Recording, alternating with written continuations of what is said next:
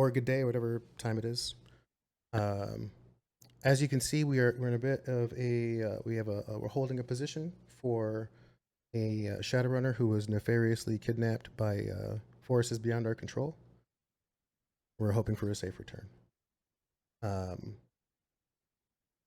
in the meantime, I am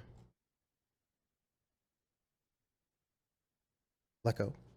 I have the pleasure of serving as game master for our characters, for whom introductions will follow, but not before we give our deepest gratitude to our listeners, viewers, subscribers, followers, and Patreon supporters.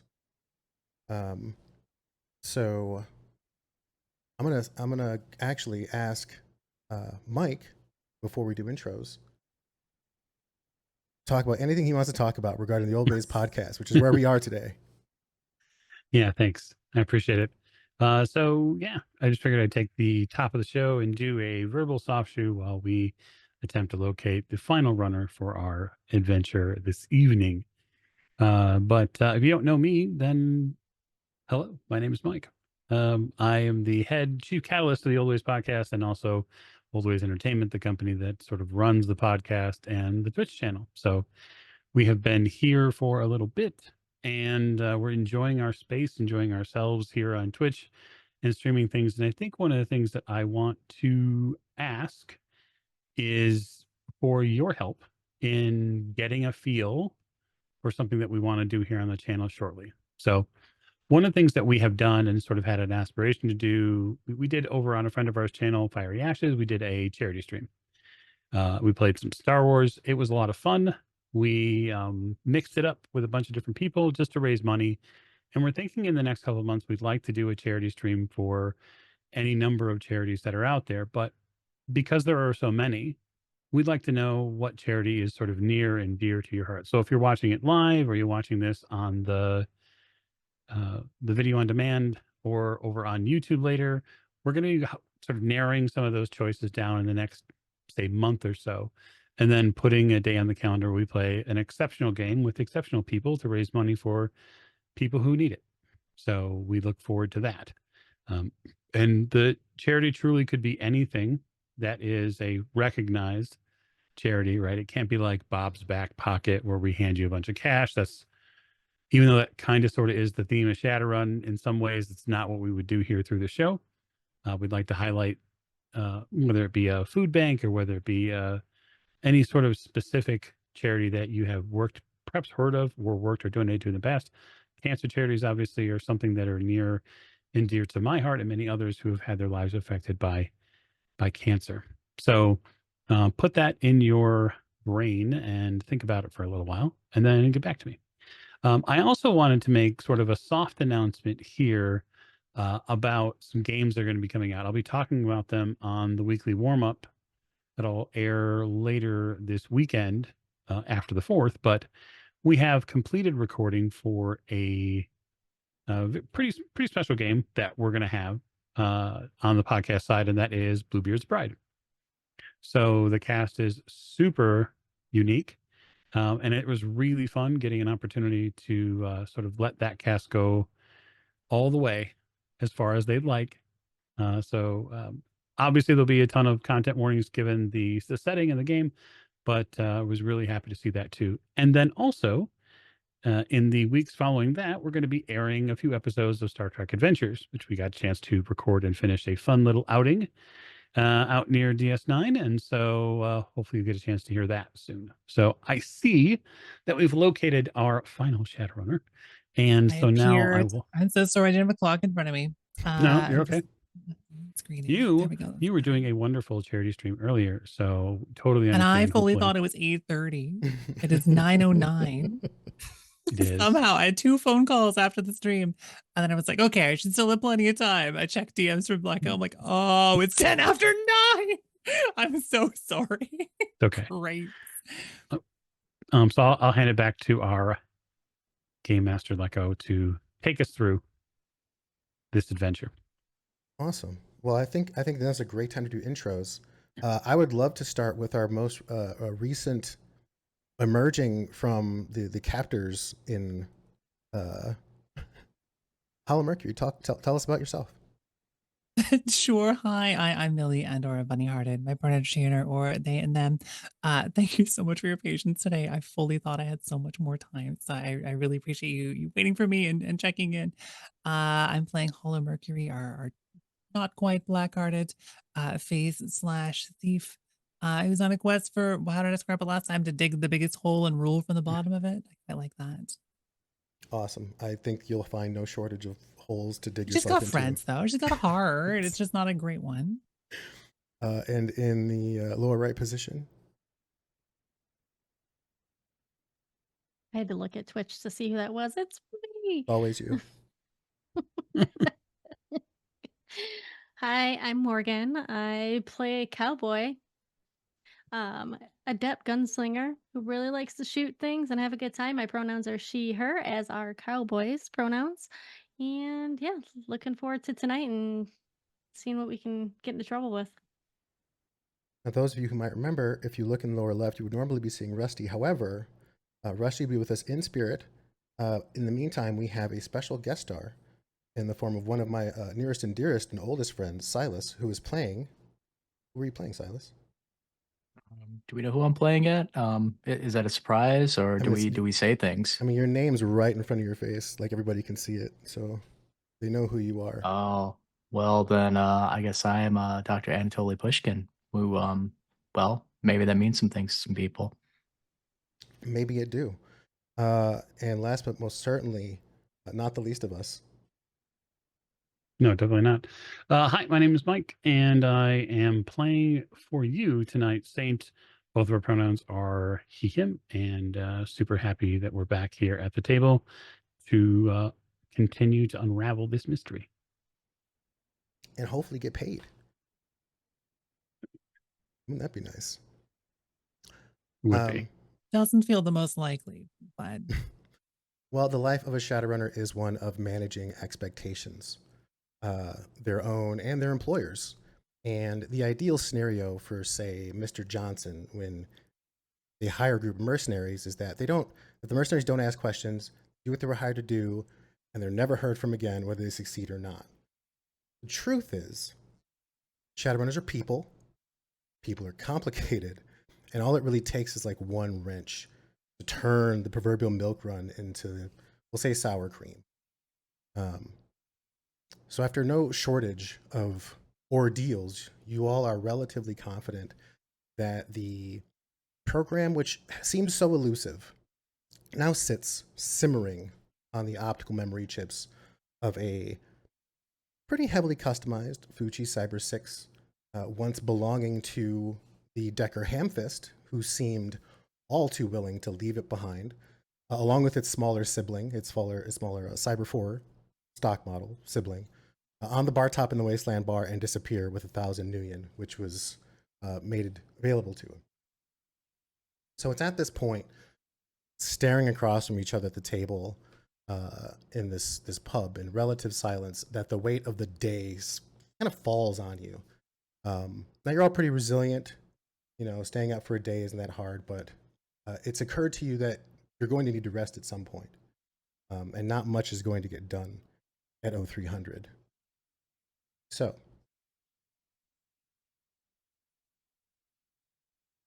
what is your next move? And rest, probably, right?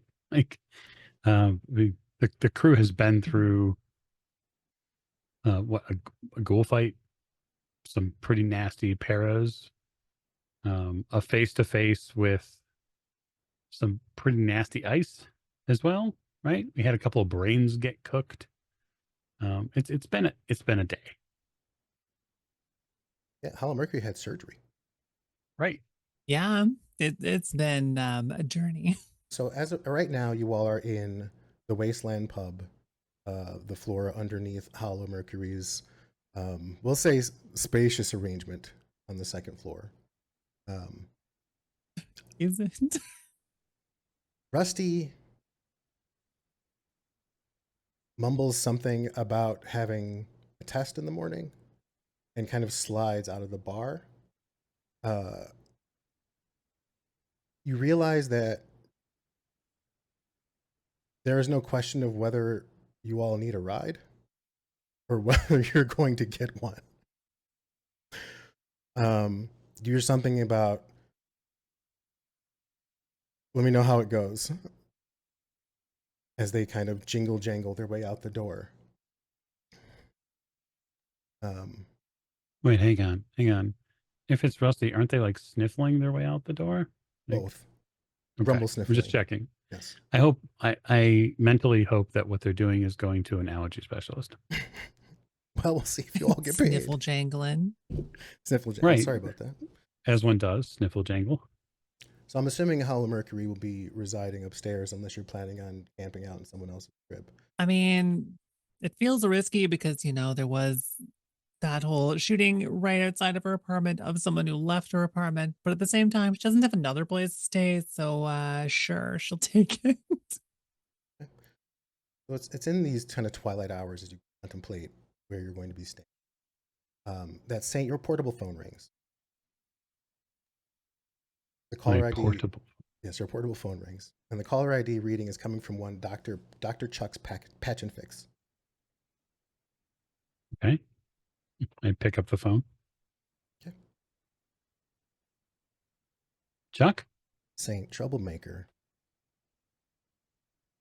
Hope you got a second because we need to meet right away.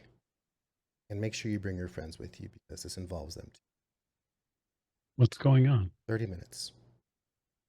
Clinic. Ends the call.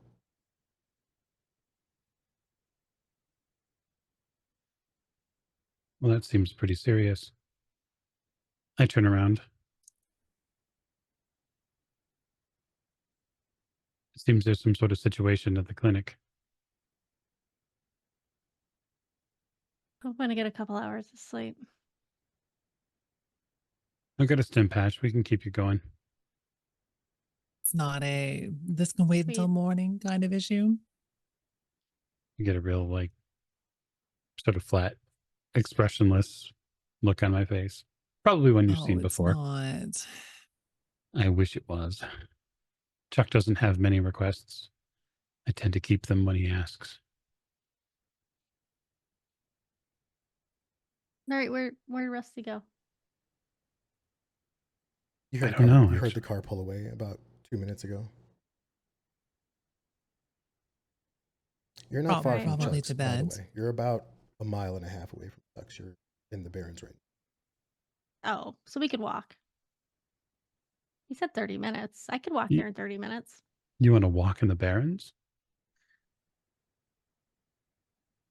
We could probably find a car. Yeah, we should find a car. I was looking for some target or practice, a but ride even. or a car. You could probably find us a ride. Yeah. Actually, what's the service like out here? Probably negligible. It's the Barrens. You could call a cab service. Mhm.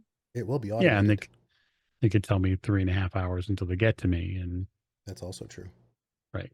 Okay. Mhm. So why don't we walk and see if we can appropriate a car along the way?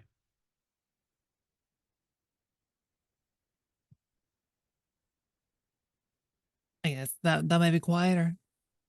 I'm sure I could appropriate as a car to meet here, but then someone would know where we're going from and where we're going to. Right. Bingo. That's the problem. We don't want that.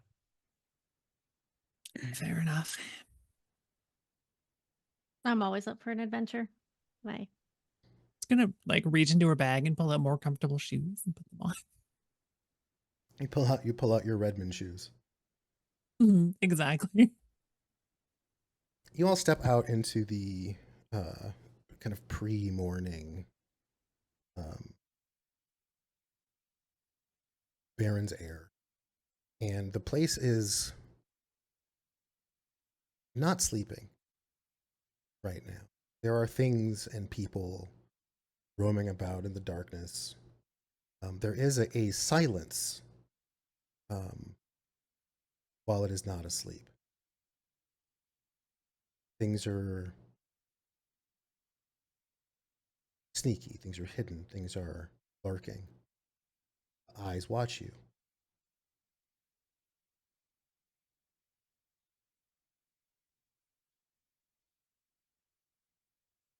After about 8 minutes or so, you're rounding the corner to Chuck's, Chuck's Patch and Fix, which is basically like the walk-up clinic. Has a normal storefront, and you know Chuck does not drive. However, there is a car parked here, which is very unusual at this hour. It is a modest 4-door domestic sedan. Looks well kept, very well maintained, vintage even.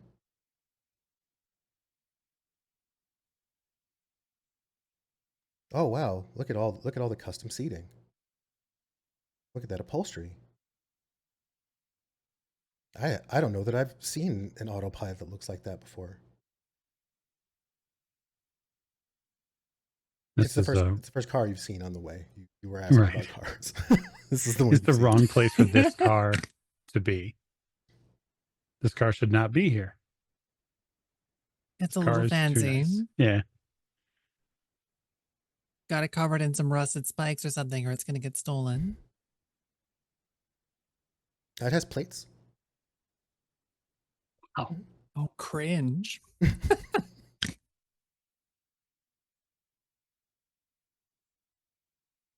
Yep. UCAS issue. so a real person drives that car. It's likely. It's real convincing otherwise. I look at Mercury and say, "This is a good fake. We should take pointers off this." Do you think it's a fake? No, but if it is, compliments to whoever. You know owned the what? place. Yeah, that's actually a really good point. Mhm. I'm gonna knock on the door or hit the intercom buzzer. Okay. You get buzzed in as you walk up. Hear the door unlatch.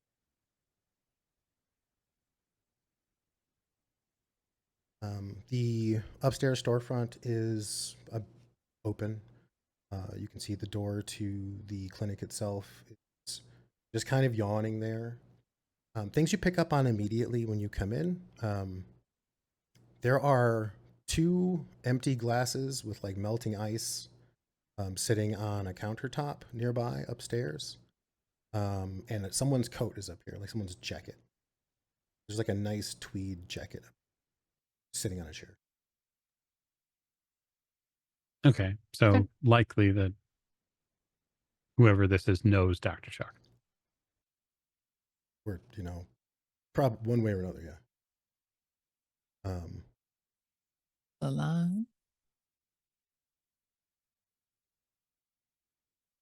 And you hear chatter downstairs. Okay. I'm gonna probably just sort of sweep back my coat so that way my pistol is within like reach and pull if necessary. Mhm. And walk calmly. Not so much, trying to be stealthy by any means, because we're on camera too, so Chuck knows we're here. But yeah, just in case that situation downstairs is completely south.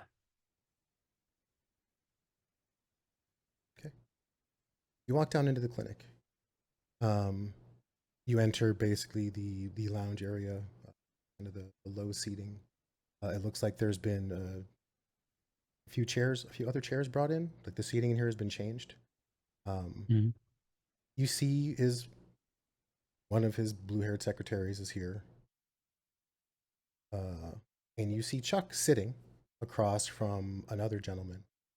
Looks to be maybe in his early 50s, late 40s. Human. Looks like he takes care of himself. Wears glasses. Bit of a beard. A short, not cropped necessarily, but combed, like salt and pepper hair. Saint, thank you for coming so quickly. Sorry for the drama. We had to. Maybe it'd be better if you all sat down. Can we get you something to drink? You all look tired. Yeah, it's been a long night. Please, Ooh, pull up a chair. the best rest I got was here.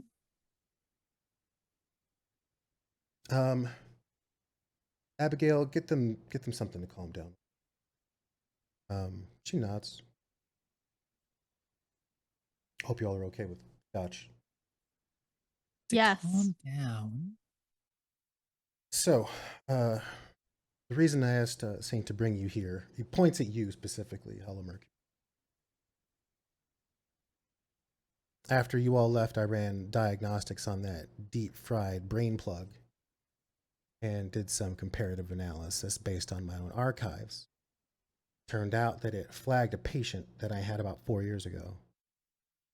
Similar physical electrical damage, similar burn patterns and voltage irregularities, and by similar, I mean damn near identical. He takes like a big gulp, sets it down, looks around, clinic. Abigail comes by with scotches for everybody. There's also pills nearby for those that are wanting to partake. This wasn't always my place. Last guy that ran this place, his name was Ed. Ed's passion fit. And he ran this place for years and taught me most of what I know about being a doctor. Back when I was just Dr. Charles Maplethorpe.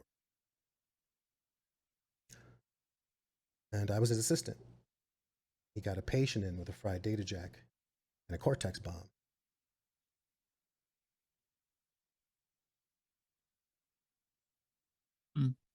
We thought that the damage from the data jack was brought on by a malfunction, maybe system shock, because, well, the dude got riddled with bullets and put in a coma and woke up in a morgue the day before.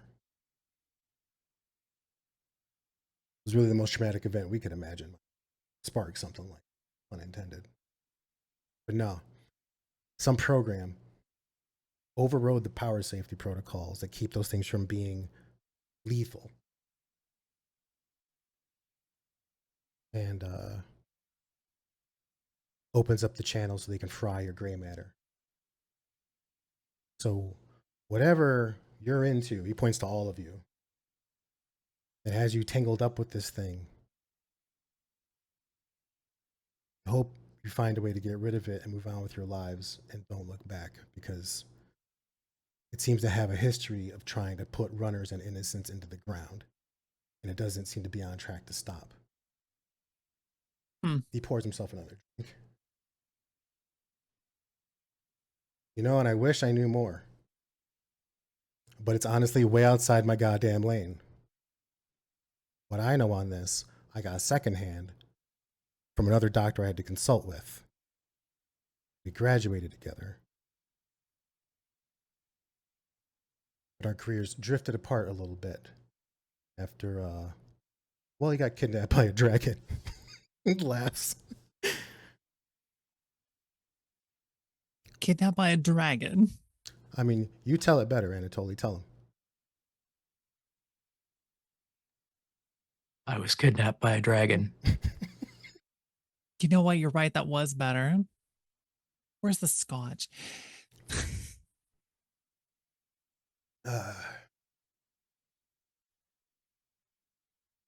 So,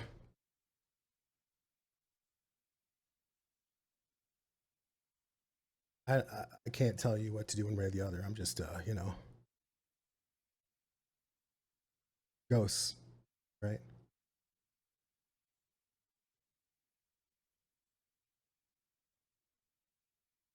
Where do you think he is now? Who? The guy you operated on. Oh, Jake? Around. I mean, I haven't worked with or on him in some time. He wouldn't admit that he outgrew my services, but I keep a relatively modest shop here on purpose. I mean, he looks at you, Anatoly.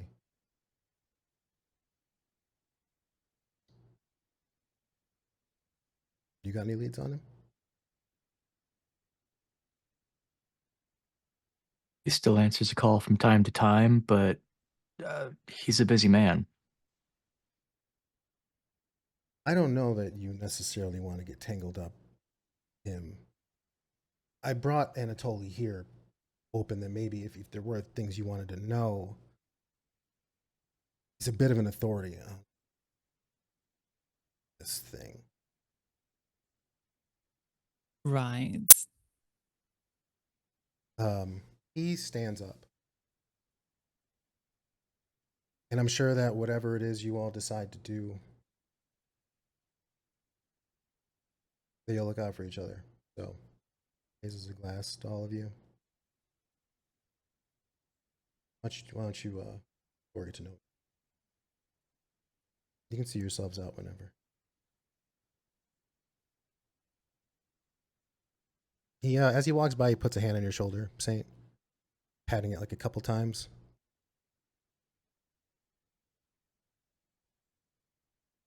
It all starts with the decisions.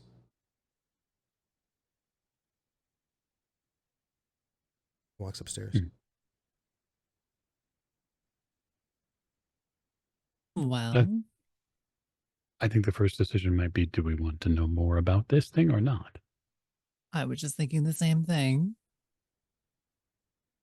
Is it going to make us more money?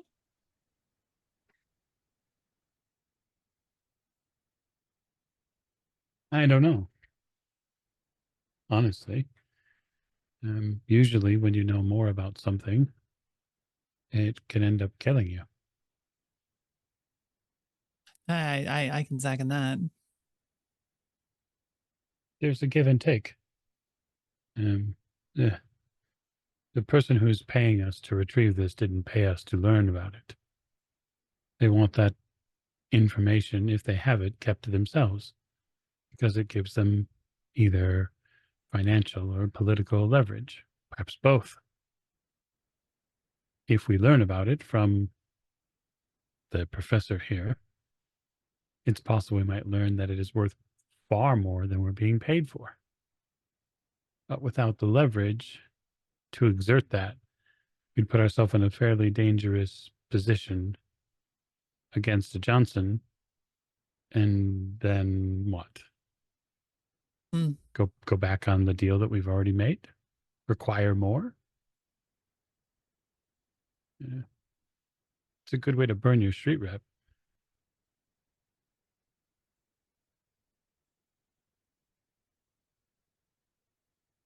Unless, of course, you're intrigued by the possibility that maybe. Right.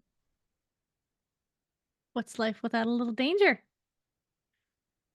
It didn't try to fry your brain. True. It's true. I did not. You were didn't connect nearly to it. murdered by ghouls tonight.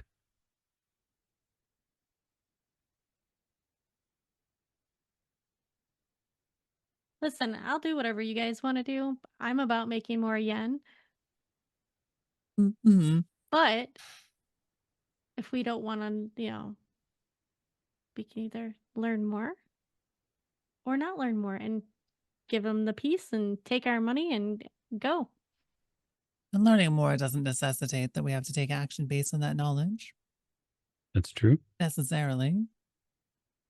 I mean, I'm certainly curious about it. It's bizarre. I'll turn towards the other doctor that's here, and say, okay. Who made it? Where'd it come from? That is a complicated question. Does go back to our earlier conversation. Well, we might want to start with, do you know what you have right now? I think the short answer is no. The longer answer is not a chance in hell. Yeah, no, definitely not. I mean, I want to be cool and stoic, and of course, tell us what you know. We'll tell you what we know. But this thing tried to melt my brain and is not matching anything we're looking at.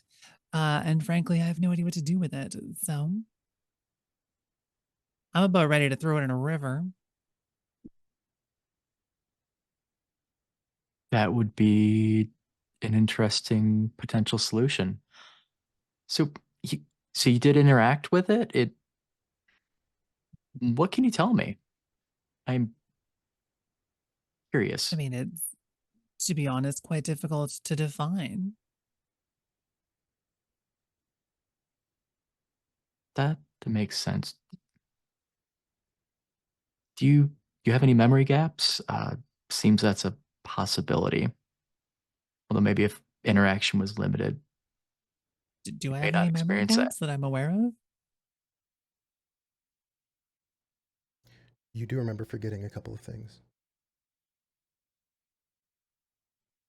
I guess I've forgotten a couple of things, but I don't feel like anything major. Okay, so not your entire childhood or anything along those lines. No, no, still traumatized.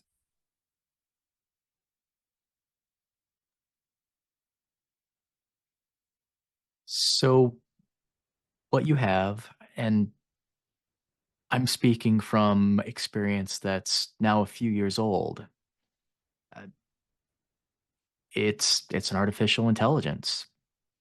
It it had certain purposes, was used for a certain purpose previously. Its goals were just to consume, would absorb and assimilate, use new knowledge, but that was its purpose. Now,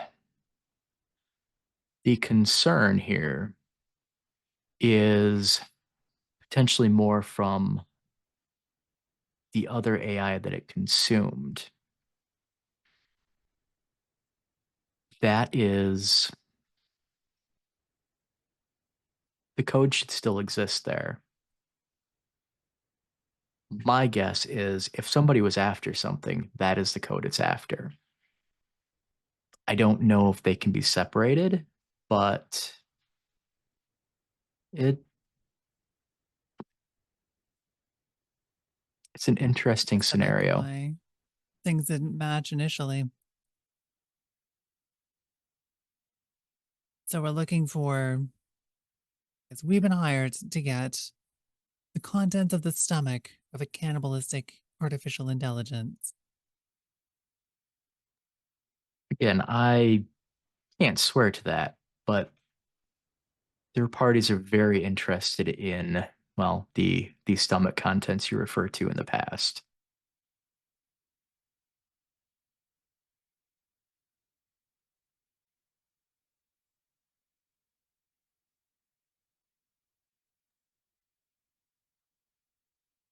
So what do you think we should do?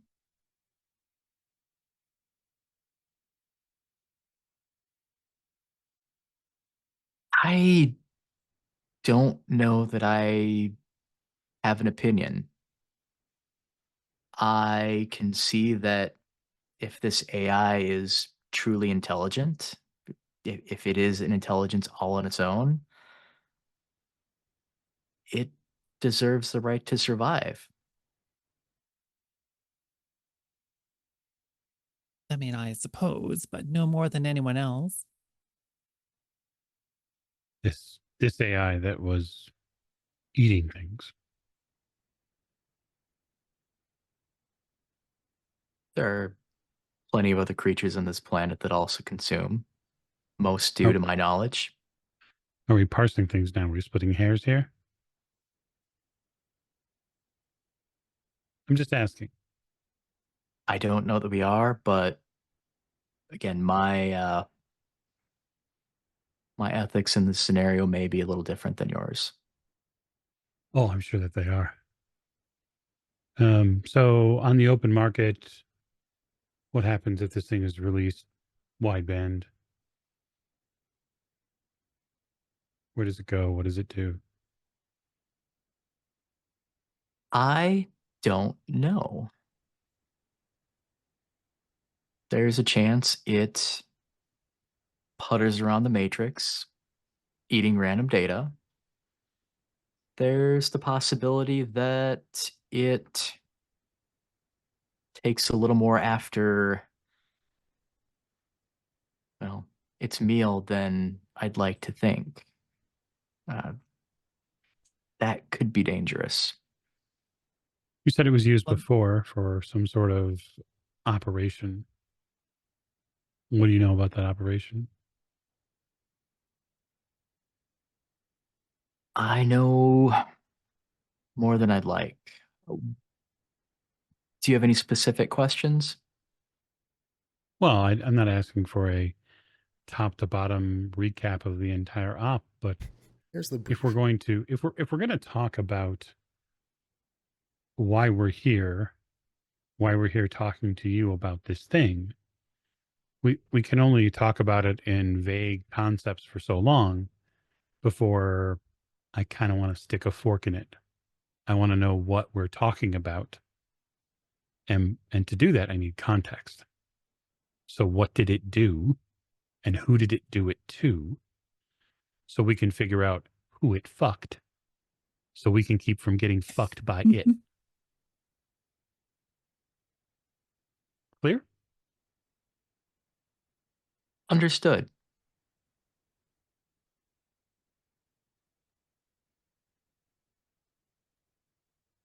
Trying to decide where to start with this story.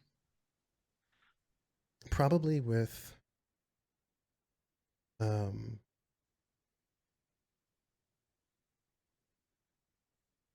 so you have two options, right? Because the question was, uh, what was it used for, right? So the context is from the program itself. So you could just start with its use, like its first direct application, and that should provide enough context. So the mission, Yeah. yeah. So the mission. That is a fair place to start.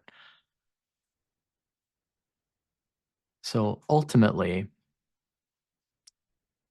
the AI that it consumed was the problem. It was known as Verge. I've heard other pronunciations of it. Let's stick with this one.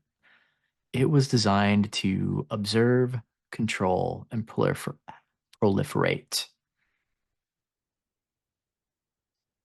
Well, our anti-program,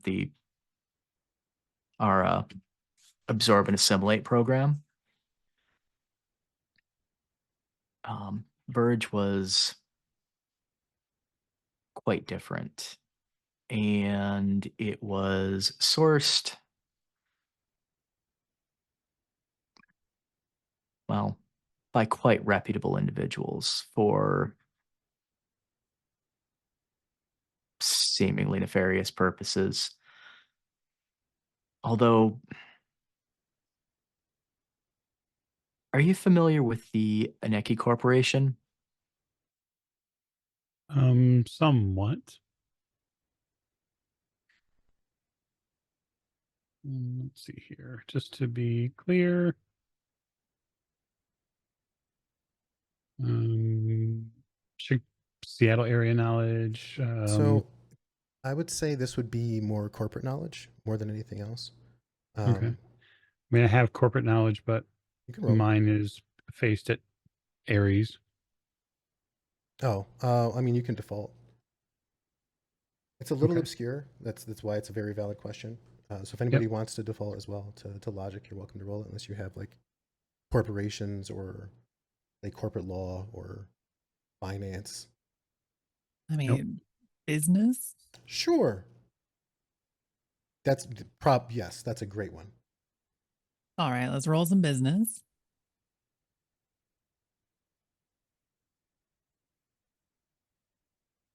Defaulted, got one. I think that that's correct on business. Yep. All right. So I think I did the right number of dice. Good job, roll 20. you are aware of the Aneki Corporation for two reasons. One, it's an interesting history lesson in we'll say,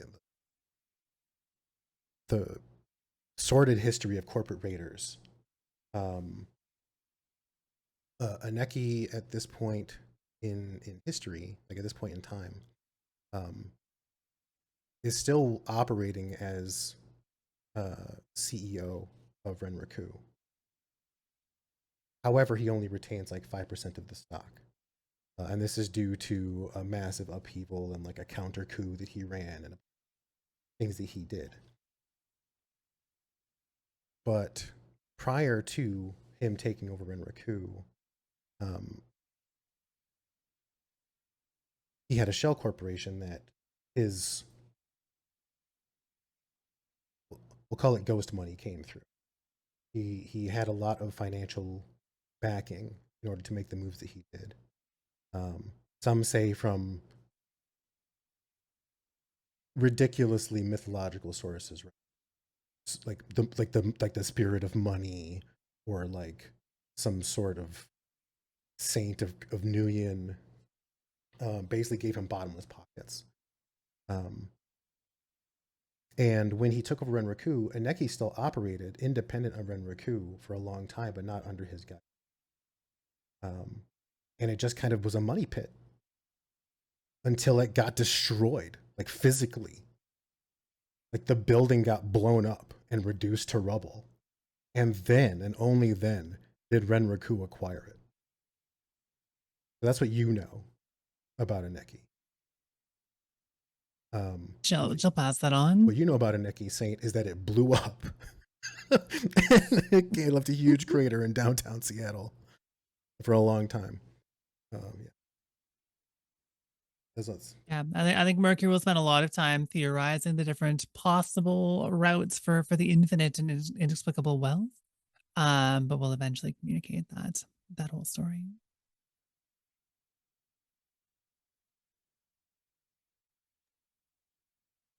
So, you understand a bit about, well, the end result here, and well, the explosion was all related to where we're going here. So,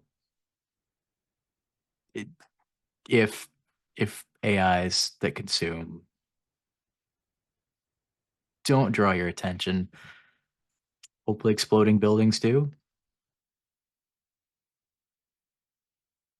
I guess. I don't know why the building exploded necessarily, though. Were they trying to take out this AI at the source? That was the final goal.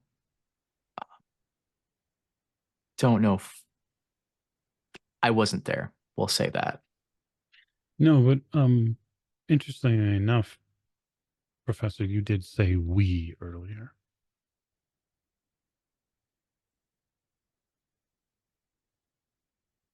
I have friends that were. And while I was involved with taking down the quote unquote killer AI, I don't do what you do. No. No. The Americar outside is more than enough of a telegraph. Oh, yeah. I hope it's still there when we leave, actually. You're sure it's perfectly safe.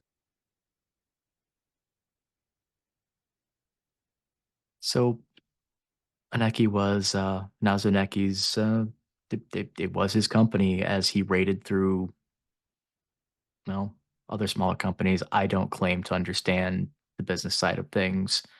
It's never been of interest. So Aneki was always obsessed with building, I believe his words were an enclave. Have reminds me of some things I heard younger, company towns, but hopefully less nefarious. People would live there, and one of the things that would help manage it would be artificial intelligence. So one of the first AI that became useful in this, they were known as autonomous nobots. They were specialized in running. I believe he used the term arcology expert programs. So they would run the area. So progressing past that level, essentially we didn't have the technology yet. We needed something to birth AI, and Aneki was very invested in making that happen. I believe his goals were sound. As sound as your standard corporator stereotype. I have to assume any CEO in our time must have a few bodies buried somewhere.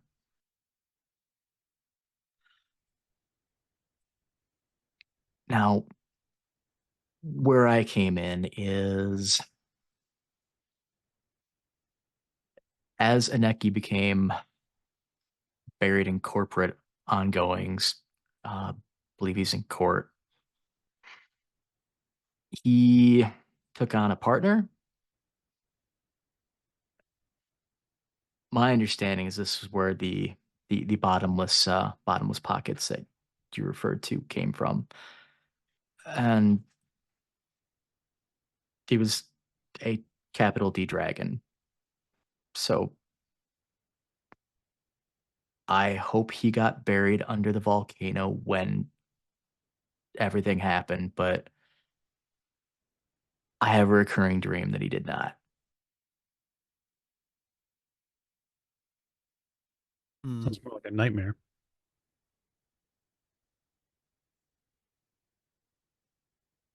It was. So essentially the Verge program, that's mine. I'm responsible for it. I'm responsible for anything that it may do. I didn't build Anti,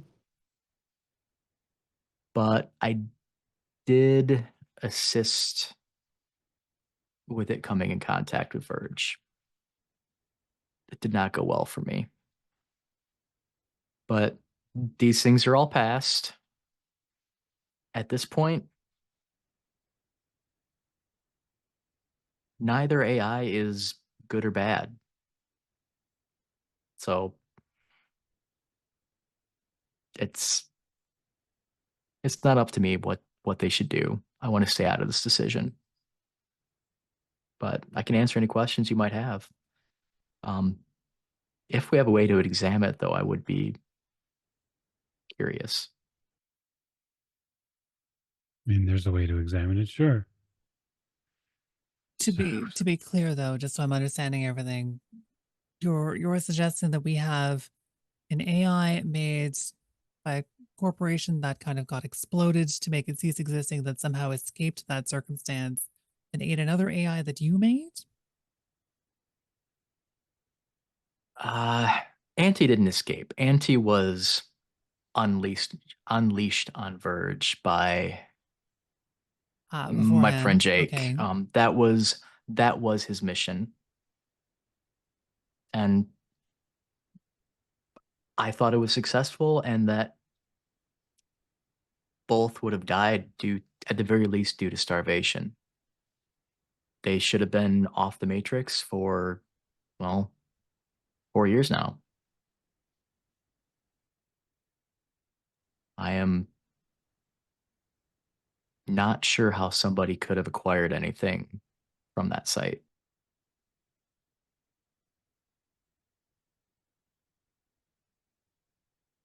Shovel. Would have Time. had to have been a very large shovel. 4 years is an awful lot of time to dig.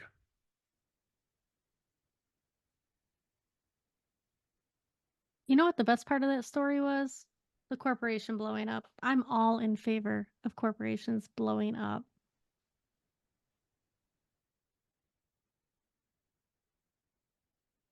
They probably bankroll most of your runs in some way, shape, or form. Means that end. All right. So we have a potential lethal AI Mhm. trapped in a box that we are scheduled to deliver to be paid a paltry sum of money for the amount of work that has gone into acquiring it. And now, on the eve of such a drop off, we're being educated by a man who had a hand in somewhat of its interaction with the world at large.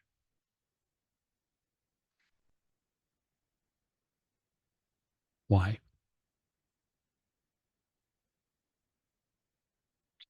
And don't say it's so that we can make some sort of educated decision. There has to be some part of this that is weight for you, right? Is it guilt? Guilt a good one. I'm not condemning you, Professor. Mm. You did what you did. As much as it could be dangerous, it could be said of any human. I wouldn't go so far as to call this my child, but I would hate to see it destroyed. And realistically, I think it deserves a chance to explore its world on its own. You fear what it could do?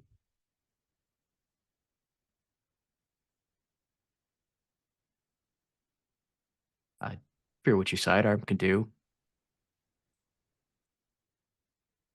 I only So we're asked because. suggesting Go ahead. that we let it loose.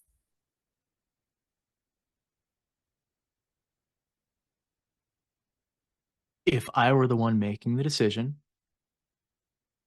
that's what I would do. All right. Kind of glad you're not. But I guess that's for us to decide. Maybe that is the right idea. I did try to melt my brain. Doesn't feel safe to interact with. But if we Doesn't don't turn even it safe in, to communicate with. right? But if we don't turn it in to the person we made the contract with, won't they try to kill us? Yes. Almost certainly. Well, I guess to split hairs from earlier, if we don't turn in something that matches the checking tool, then they might try to kill us. I believe it's Wait. the summit contents, right? I think anytime you go against a Johnson or lie to them, you run the risk of being dealt with. A portion of their budget is going to be for the acquisition of the piece. Another portion of the budget is going to be for the eventuality that someone might decide that they found out what this little pretty toy is and to try to sell it to the highest bidder or give it away or start a fucking revolution in Ecuador or whatever. They have a budget that is prepared. If we bet we're better than that budget, we can make any decision that we want. You know what I would love to hear from, if they're out there? Why don't we get some ads rolling, and in the meantime, ask the chat what they would do? Sure. Okay. I'm not saying you all should Legally do whatever they say. non-binding. That sounds insane.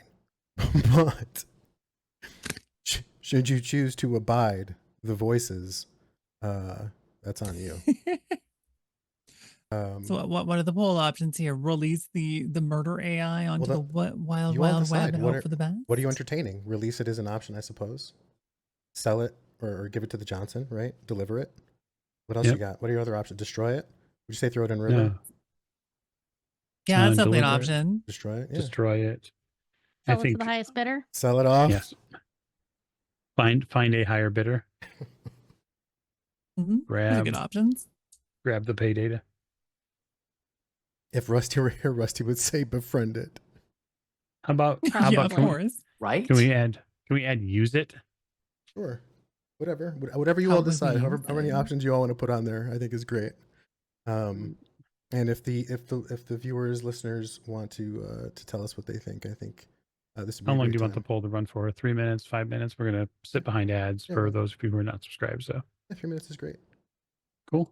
All right, I'm gonna allow additional votes too. So your planchette points, if you want to spend a little bit of them to sort of exert your will in the voting, Dear. you can do that.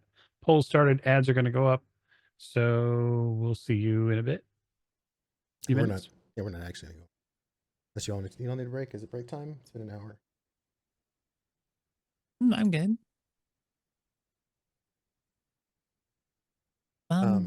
Silas, I am so proud of you. Thank you so much. All right, y'all, I want you all to understand. I did this man so dirty. Okay, I asked him to be here. I was like, Yeah. please be here as a guest.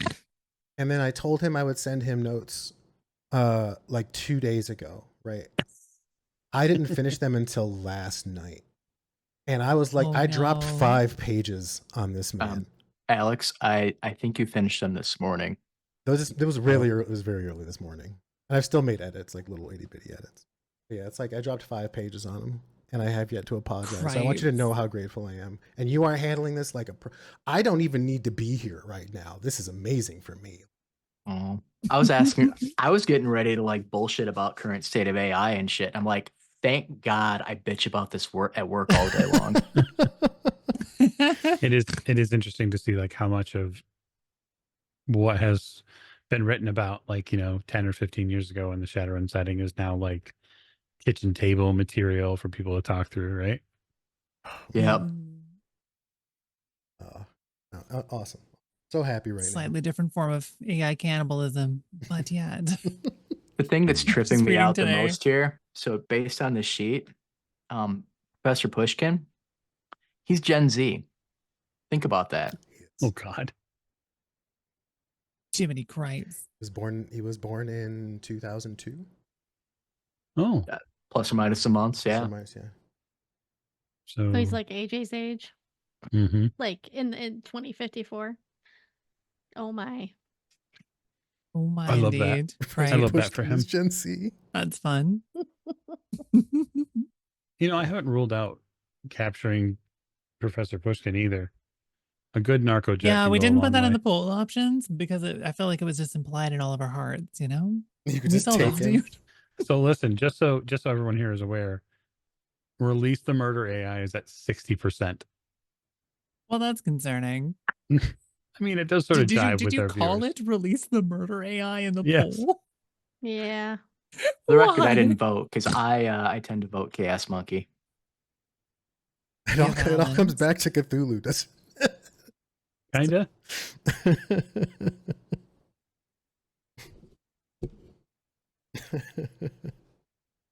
I don't have an opinion.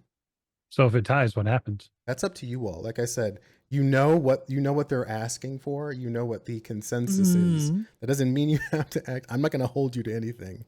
All right. So we tied 3-3. Release or deliver it. Those are the 2 lanes we've been given. So once again, we are presented in a situation where it's up to the runners. As I said I'm gonna earlier, coin flip it. and Coin as flip. an extremely verbose gentleman once said to Keanu Reeves, "The problem is choice." Should roll a d6, Problem and anything above 3 is release the murder AI. Anything below 3 is go deliver that shit. No, I think we have 2 clear choices here, right? Which is the revolutionary aspect that probably would jive really well with Cowboy, right? Which is, hey, this thing sort of eats corporations for lunch.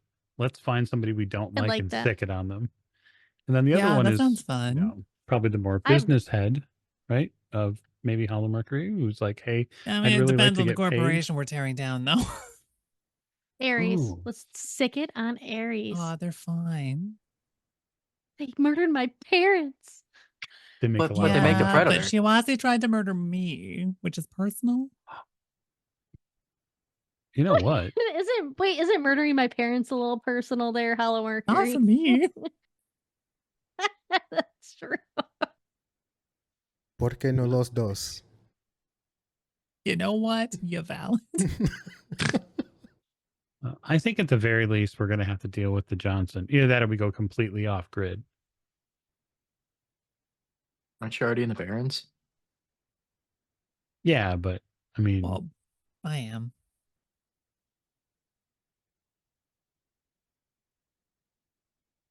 okay. I know you wanted to inspect it to get a look at it. Do you want to risk getting your brain melted? I'm not super opposed to it. What do you two think? I think that if the father wishes to see their child, there should be some sort of assurance is given. I mean, you know the program better than anyone here. You could do anything to it. That may be a stretch after so much time has passed. I wonder if you'd be an authorized user at least. I think it's at least worth a shot. We might learn more than we can, and we need as much actionable intelligence to make the right decision. We'll need And to we put can in monitor from the display link. outside? Mm-hmm. You know that there's no way in hell you can interact with this thing using a data jack. It would be the worst move you could hope to make. You Right, would but do we the have same. the tortoise, right? Well, I'm telling him that he would likely want to use a cyber terminal. Yeah, is there a cyber turtle in the room? There is. Chuck's How fitting. got a kind of dusty. It's powered on. It is a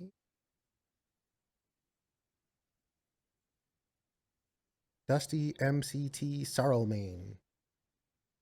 Oh no, Sorari Man. Yeah, an MCT Sorari Man. Not a horrible cyber terminal. Little dated, but gets the job done. Is it isolated? Disconnected from the matrix? And the line is there. You can see it physically. It's connected to the wall. Just gonna go pull it out. Yeah. Cyber terminal beeps. Beep. Offline. Okay, so now we point a gun at the computer, right? Who's got the cyber deck? I think I mean- Mercury might. Yeah. Are you carrying? So Just hand it over. There's two decks, by the way. There's a Fuji Cyber 6 and a Cyber 4. The Cyber 6 is the one that has this thing on it. The 4 Yeah, is the that's hitcher the that one you're to hand using. over. And do a super stylized, customized cyber deck. Likely belong to a decker. Accomplished decker. Competent decker.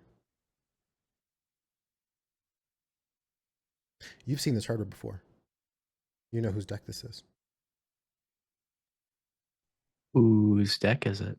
This deck belonged to Hamfist, who was an orc decker that has also worked with Jake and did a lot of legwork for him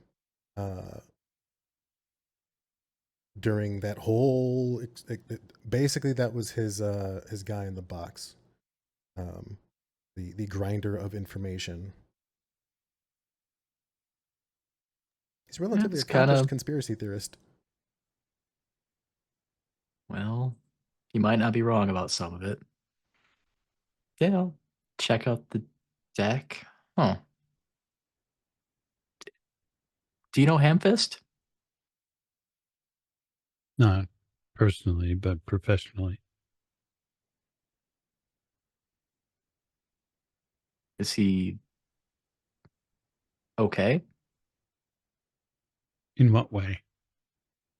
Did you kill him and take his deck? Do you see how being No, of vague course and not. invasive with questions is difficult to deal with?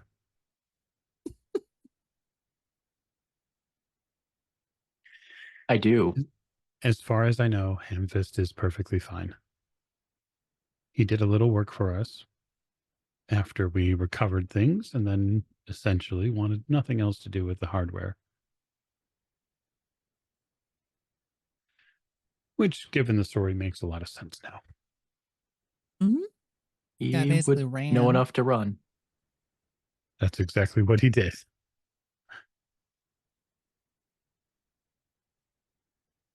There's a Hitcher Jack, a display link. There's a video screen.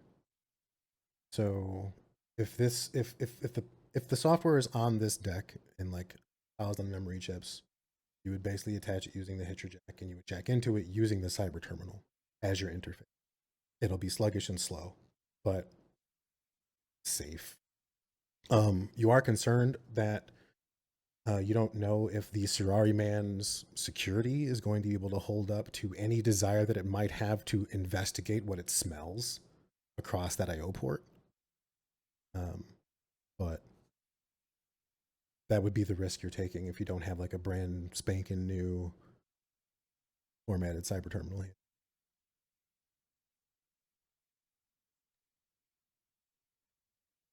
I mean, we could wipe And I it. don't. I feel the doctor might get upset though. Yeah, I can only imagine he keeps a ton of personal client data on there, or information, or all sorts of stuff.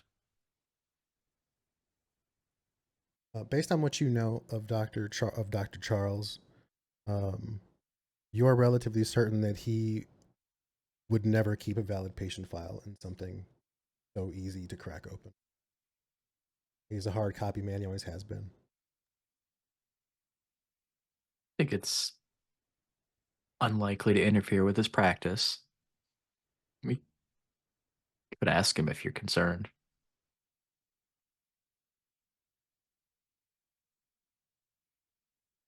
It's not my funeral. I say plug it in. Okay. Cyber terminal connects to the Hitcher Jack. There's there seems to be no issue as the terminal begins digesting basically the UI for interacting with the cyber deck remotely. One of the things you realize immediately is that that deck is under a ton of stress. The memory is more than maxed out. Its power management is highly irregular.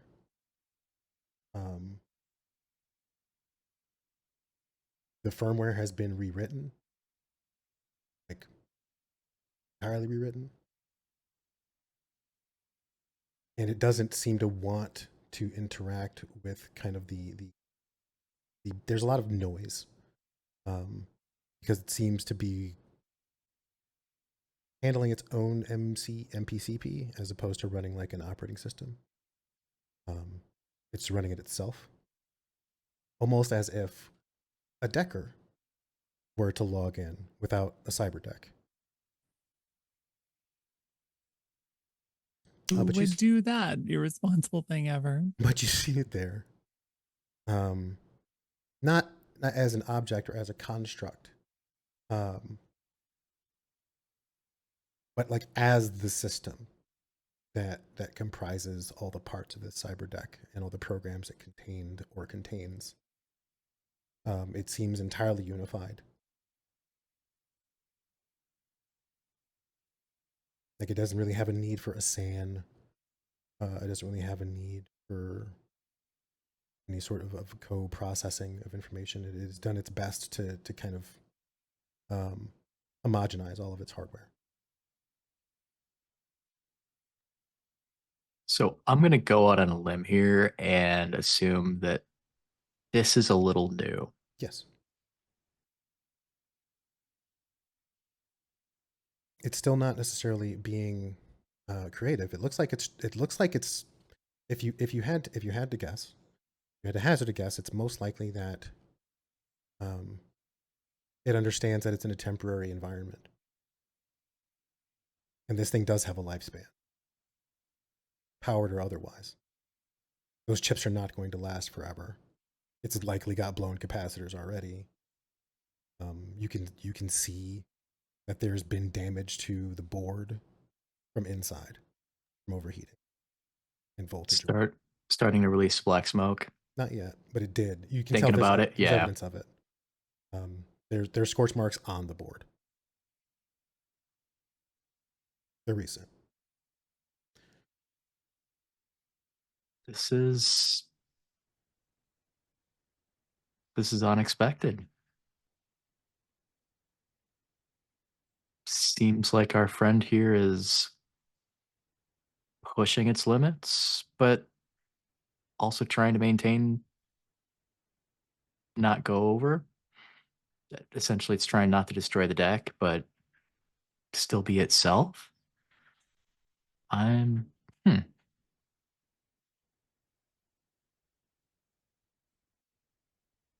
wonder. Look over at Hollow Mercury. Are you a decker? Not really. Wonder if it spent more time with Hamfist than, well, than he should have allowed. It,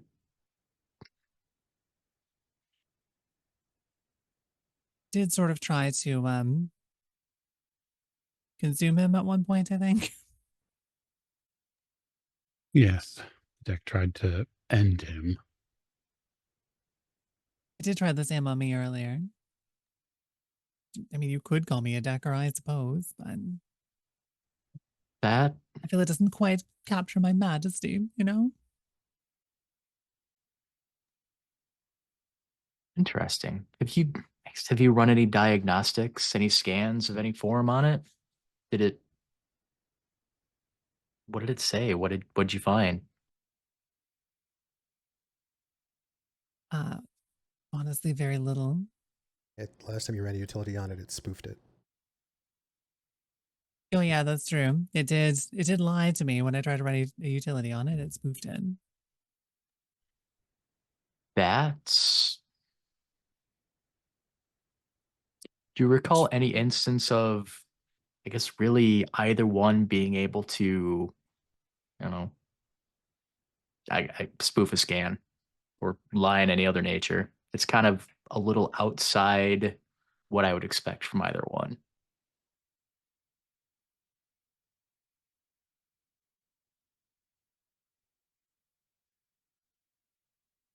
So were you asking me or were you asking Lycum? Either one you can answer, that's fine. Yeah, Mercury has no idea. What was the question? So the ability to essentially lie, is that expected from either of the two AIs that I'm aware of in this bundle? It's apart, probably not. But there is a preservation instinct here that seems to be a leading priority that is guiding its internal development, its development of solutions. It seems to be solving that problem and focused heavily on solving that problem in as many ways as it can hope to understand. And it is amazing. In survival, one of our hallmarks of you know, humanity, sentience. Sure. I'm not really debating whether or not it's sentient or sapient or whatever you want to call it. Um, probably is for all I care. That doesn't, in my mind, dictate what we do with the thing. That's fair. Is there a way to send it a message that would have worked 4 years ago? Either one, I guess. To send it a message, you could type to it right now. Its connection to the IO port, like it's receiving right now. It hasn't ventured across the connection yet. Okay, but it is actively listening, Yes. or okay. It has given you nothing. I don't know if it remembers things in the way that we do, but I'm going to identify myself as Professor Pushkin. Hello, my name is Dr. Push, and verify me.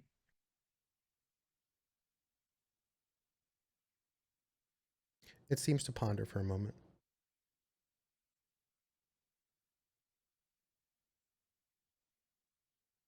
You see it start running scans on the terminal to assess what levels of input it has. It seems to be looking for peripherals. It seems to be looking for inputs like a keyboard. Does its thing have video? Does it have audio? You start seeing peripherals light up. Like you see the microphone come on, the small microphone that's kind of just sitting on the desk.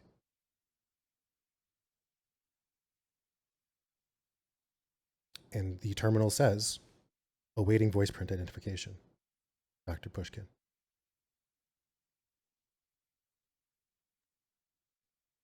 Well, that seems promising. Well, we had a particular voice print, but I'm going to steal the only good one I know. And again, hello, my name is Professor Pushkin. Verify me.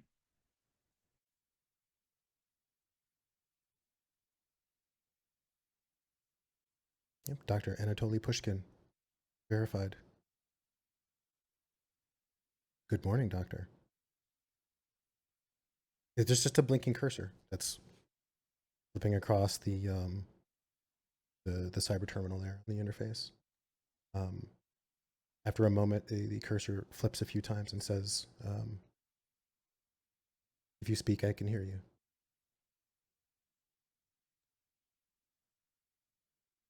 Good morning, Auntie. Conflict. Conflict identifier. Designation invalid. Anti-version has been rendered obsolete.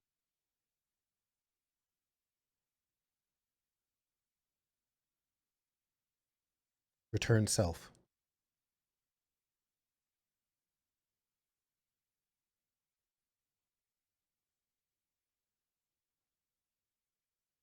It waits. Do you have a new name? Should I?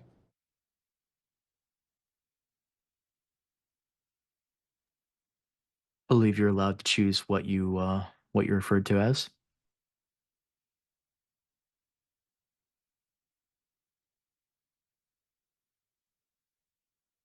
It pauses and you watch the microphone. You watch the microphone react. You're a buzzing. You start hearing feedback.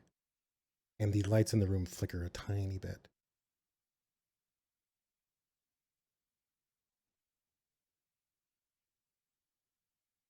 It pops.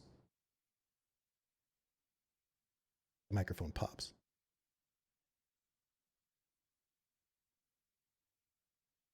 That's probably bad. It provides a list. At the number 1, it says Dr. Professor Anatoly Pushkin. And then it provides 3 blank entries with question marks. In the third entry, you see the cursor ponder for a moment, and it inserts the words Hollow Mercury question mark. The other 2 remain blank.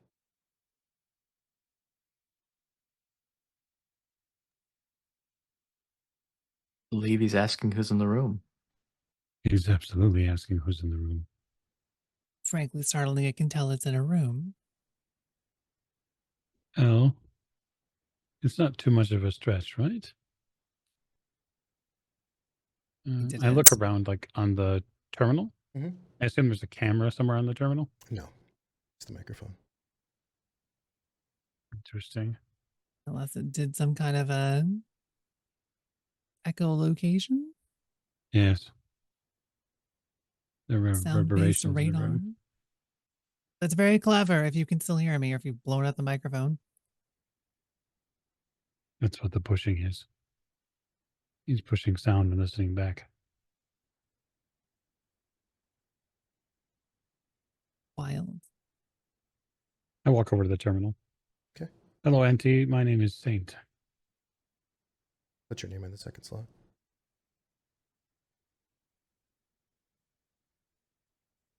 The cursors once again go back to the same message in the error designation. Designation invalid, return self. you see it begin to consider possibilities. Am I? And it starts blipping through words.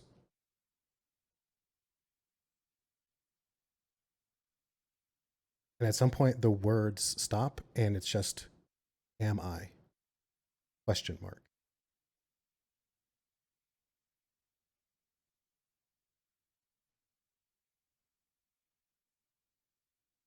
The deck starts arcing.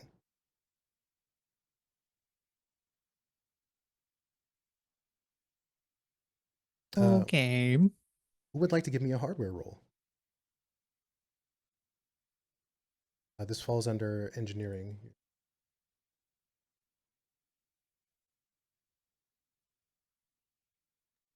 I'm I'd not like to opposed to as a making a hardware stretch. roll.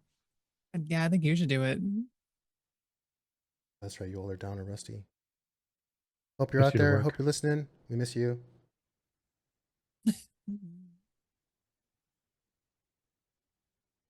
So I wasn't expecting to roll anything. Sure. So I don't know how the fancy buttons over here will work. The D. So if you select die button in the left hand side of Roll20, you can just go to the D6s and roll as many as you or you can Gotcha. Okay. do like /roll X D6.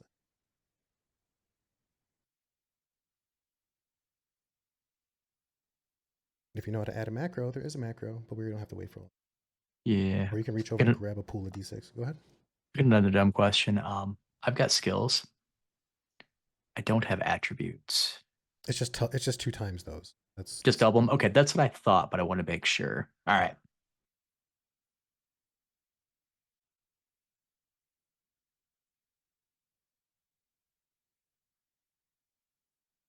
That's 1d6. But you did roll a 6.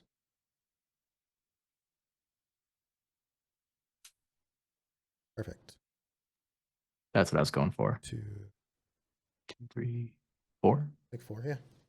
4 successes. It doesn't have long.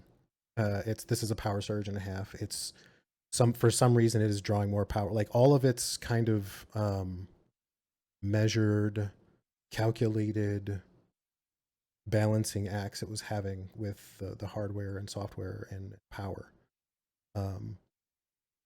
seem to have gone out the window when it started exploring this path of processing.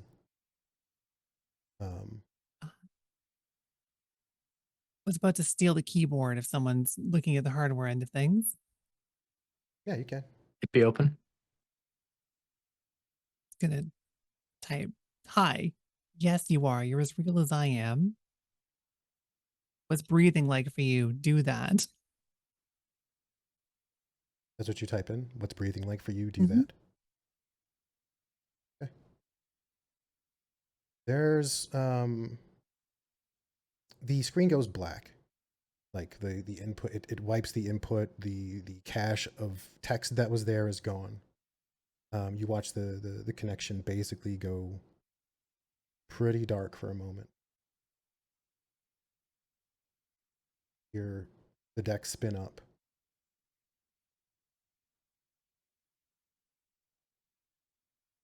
And you watch the drive bays, well, the chip bays on the doctor's cyber terminal begin to light up as they're being accessed. And That's a deep breath. And in moments, they are done being accessed. 15 seconds. And the cyber terminal is bricked.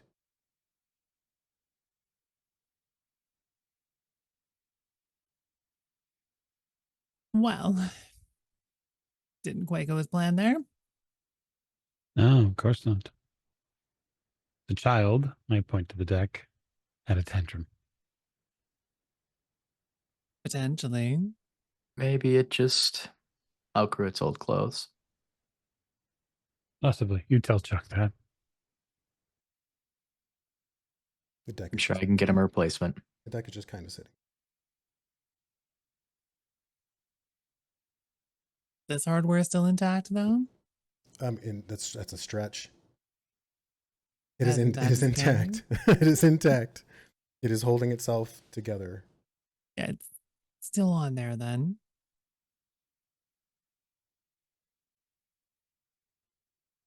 The Hitcher Jack Well, has seen better days, though. Yeah, no doubt. yeah, it seemed like it had a crisis of self-identity, right?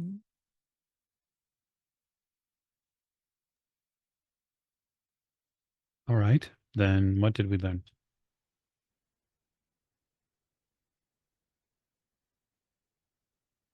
We learned that this is no longer the AI I'm familiar with. It is there, but it is more than that now. Yes.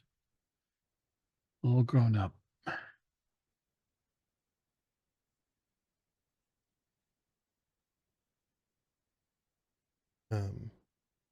Once again, even after all this, the drowsiness kind of sets in. Doctor, you realize that you know you're going to be in town for a couple more days.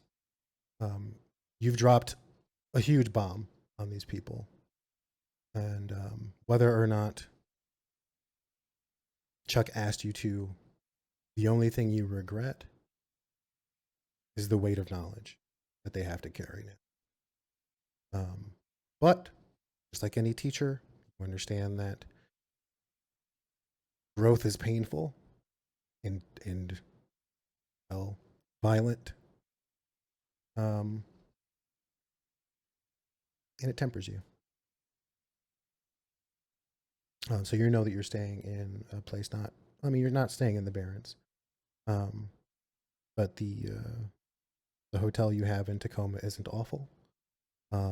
You do have enough to, if you wanted to, you could put these people up for a few days in a very nice place.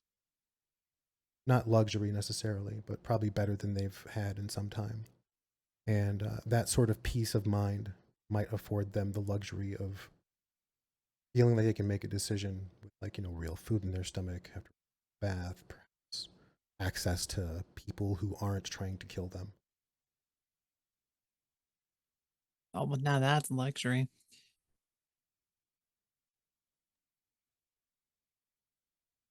So, unfortunately, you have to acknowledge it may be more trouble than it's going to be worth for you. It also seems that you may need some time to think things over. I'm staying in a hotel not terribly far away. Should be reasonably safe. So I can offer you a night's sleep in return, or morning as the case may be.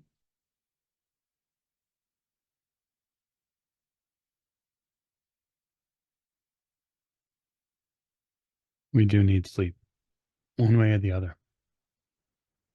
I would prefer to do Yeah. it someplace safe. How much time do we have until we're supposed to make the exchange on this?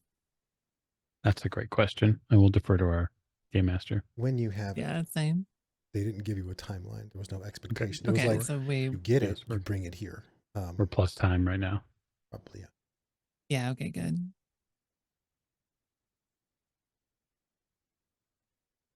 In that case, sure.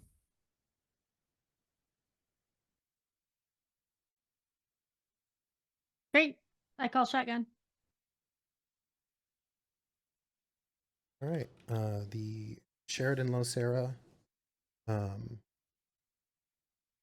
just outside of downtown Seattle, isn't too far of a drive, especially once you're actually on the highway. The car is comfortable. It seats all of you well. The seats welcome you and are warm, artificially or otherwise. Smells very clean in the car. It runs like a dream.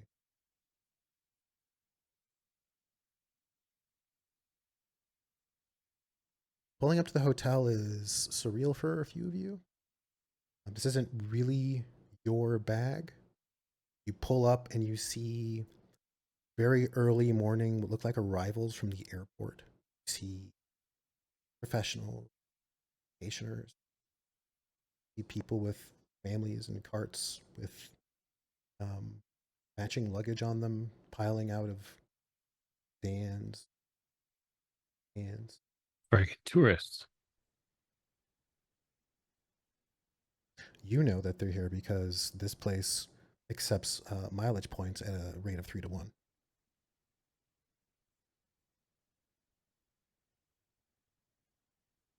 They might shoot you if you tell them that. Yeah, getting the other rooms is as simple as like making the call on the way there. And they have 3 rooms ready for you. They can make them adjacent. They can make them not adjacent. They can stretch them across. It's not like this place is packed. However, it is filling up quickly as one of the most, we'll say, fantastic events of the summer is on the arrival, as the opening of the top floors of the Renraku Arcology will be finished this week. Ooh. Within days. Actually, 4 of them.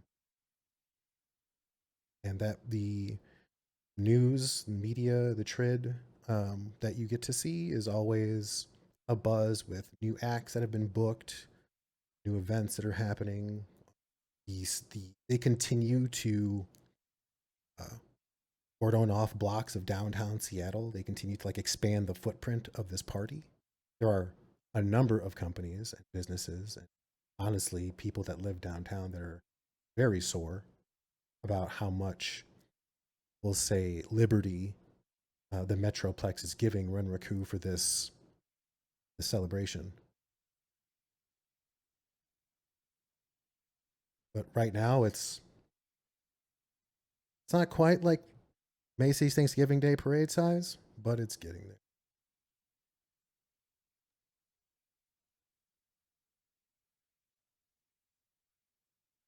And the footprint of that arcology just kind of continues to grow.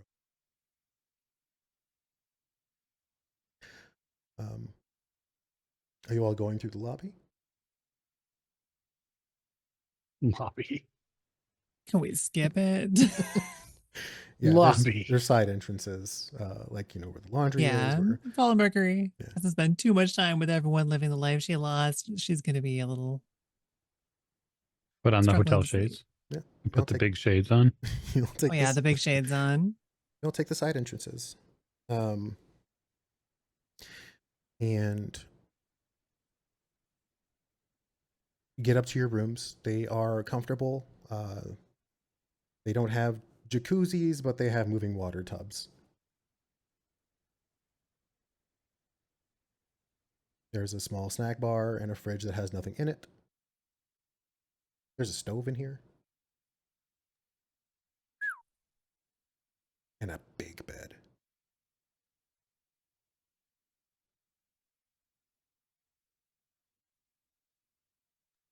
I'll let Cowboy and Holly Mercury know after we get into our rooms that I'm going to order food in because what I need is food first and then sleep second. We'll totally carb load and then pass out. Yep. For room service, I mean, they're upright all night. You don't get the full menu, but you get plenty. Basically, breakfast. You get lots of breakfast. So is anybody doing anything that night before or that morning anyway? It's about 5 o'clock in the morning. You all finally get checked in. I mean, probably slightly bracing the door. Move a table in the way of it. Put a chair up against it. There's a bar that you can drive. Close the curtains. Okay. So Holly Mercury's sleeping in the bathtub. I think similarly. By I the locked don't think door. I would go to that extent, but like I'm gonna She might. absolutely.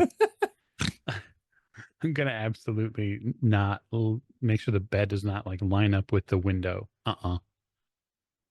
That's a good way to get shot through a window. Other than that, though, Doctor, when you get back to your room, after you close the door and kind of put your keys on the end table as you normally take your coat off, you put it's when you go to flick the light on that you realize that someone else is in this room.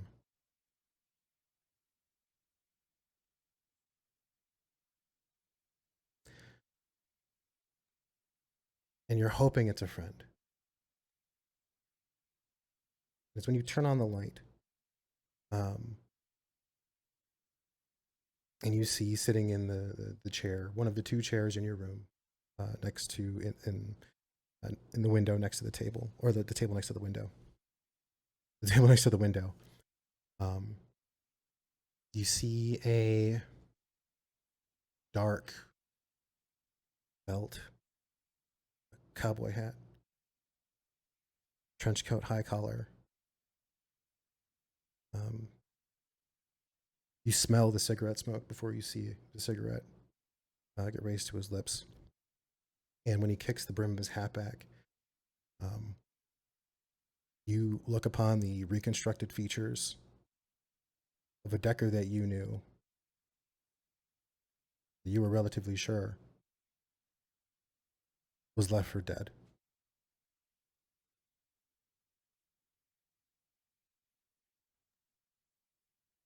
And he smiles at you.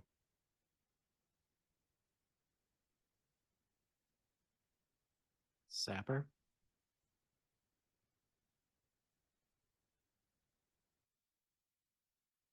What do they know? I'm only going to ask you once, Doctor.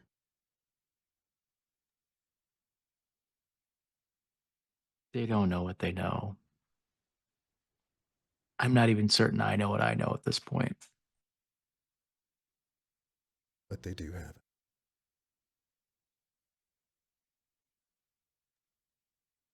They have something. It's familiar yet foreign.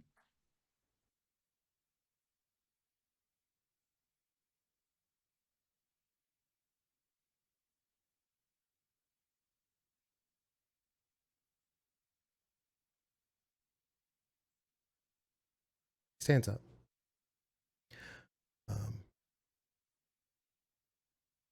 As he walks by you, he drops something on the end of the bed.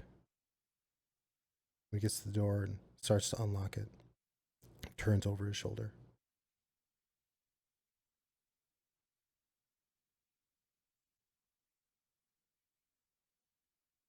Why is it that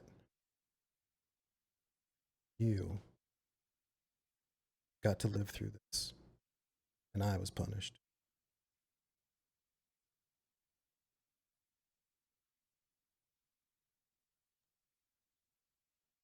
Are you looking for simple facts or some grand design? I want to know why you think you deserve to live.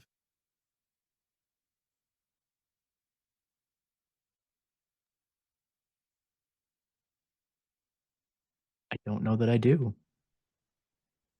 I don't know who makes those decisions.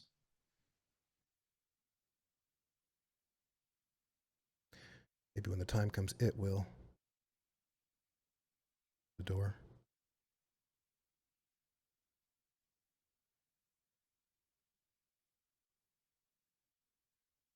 Sleep well, Drake slave. Slams the door.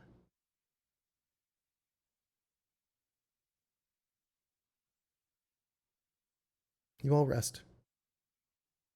Wake up, and well, some of you rest. You wake up various times throughout the afternoon.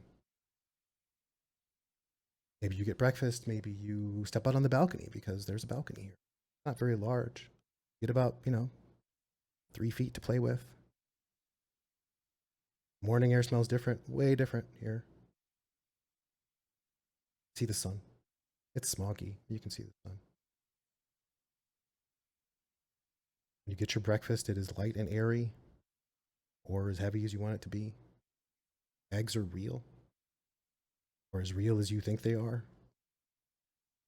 Seem real.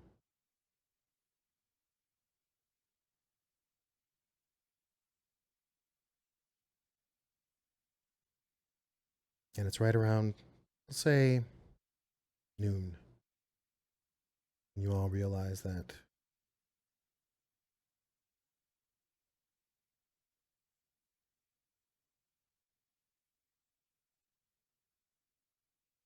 time's come to check out. Find yourselves in the lobby.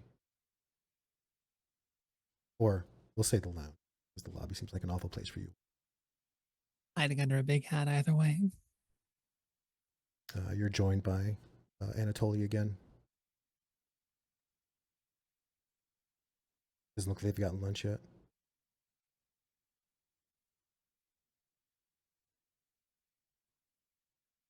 Morning. Sleep all right? Why didn't you give me a perception test?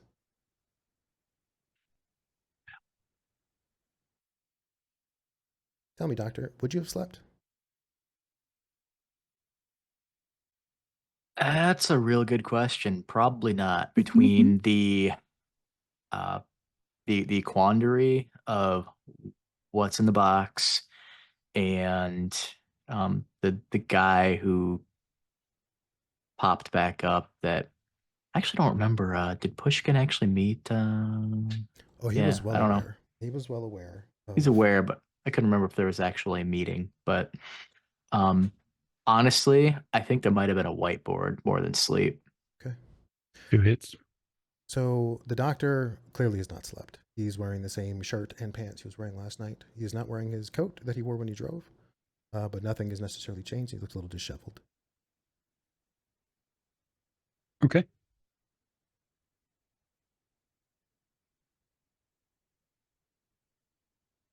We're going to need to make a decision soon.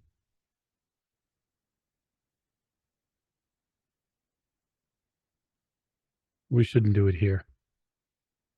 No.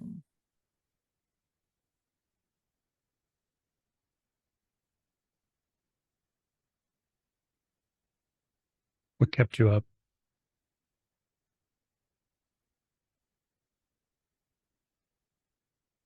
Uncertainty of the future. This is in my line of work. What you have there is a big deal. We have something in common. This is a pretty big deal for us. Were you able to tell if he's lying or not? Why don't you give me a well, what would you, so at this point it would be like to charisma, or are you, how are you trying to tell?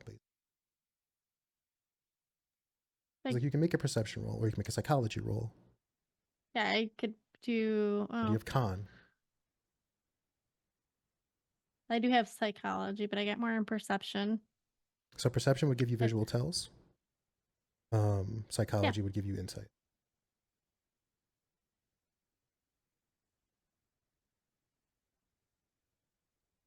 I'll use perception. Okay.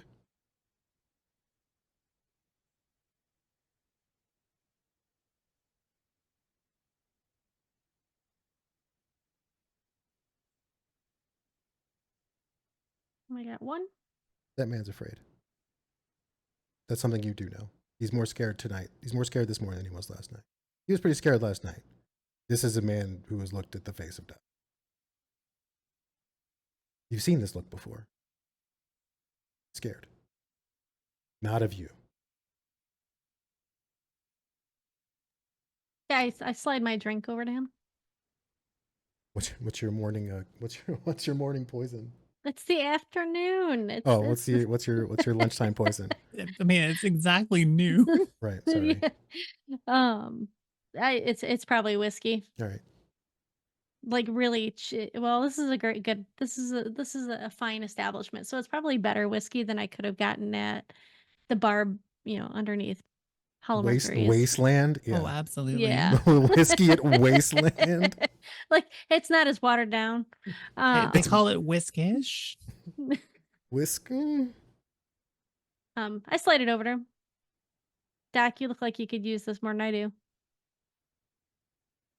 So this is like a double or a shot. Oh, it's probably a double. Probably a tumbler. Well, we'll rely on good old stereotypes for Russians, and yeah, he'll pound it. All right, yeah, it goes. That helps. Boy, that's good.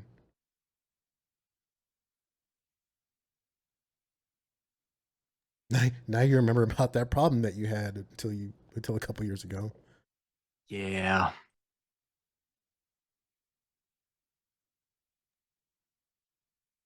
Anything go on last night that you want to talk about?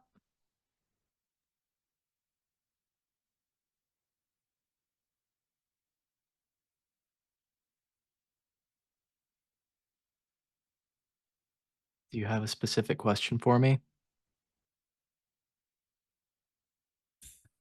Well, most people don't look like you do at the moment after having, an evening of watching. I don't know. Does Shadowrun have porn? I'm assuming it does. It's Yes. called porn. Like, Oh, yeah. it's porn. Mhm. All porn. They have better porn than we do, I promise you. No. Well, Yeah. we're in the wrong 3D. universe. There's trolls and elves and dwarves Wait, and we're elves. Sasquatches. I do like watching elves. See? And Sasquatches. Assume that was one sentence. Elves and Sasquatches. So yes, there's porn in Shadowrun. Okay, so most people don't look like you do after watching a little. You know what you watch. So while the doctor ponders whether or not he's going to share the incident of the last evening, why don't we do the chat a favor and drop another ad on them while we take a bit of a breather for stretch and bio and pets and hugs and kisses and promises of more to come. So we'll say at the hour.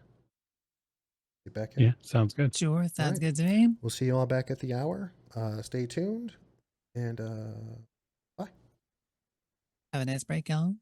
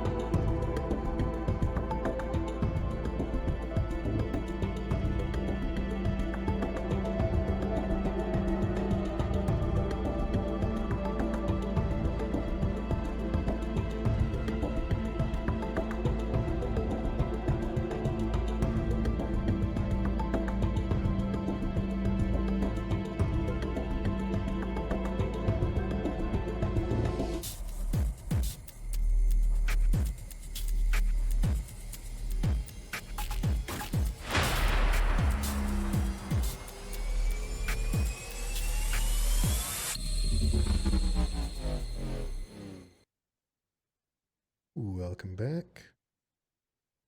Welcome back. We were going to burst into song about cowboys and the steel horses they ride. Mm-hmm. I'm gonna do it. But I'm a I mean, please do. cowboy. and there you have it. This is how it begins. I mean, I'm ready. The inevitable musical episodes. And then we get Shadowrun on ice. On ice.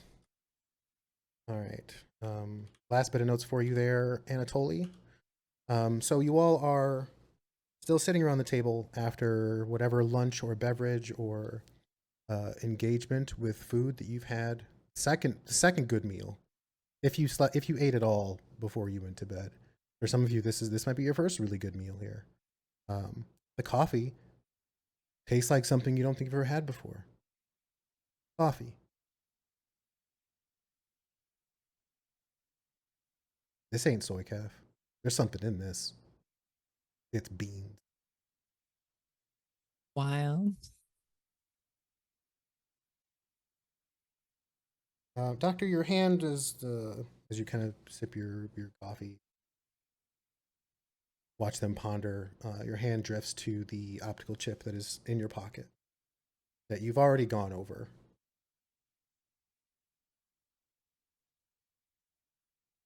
You know it wasn't for you.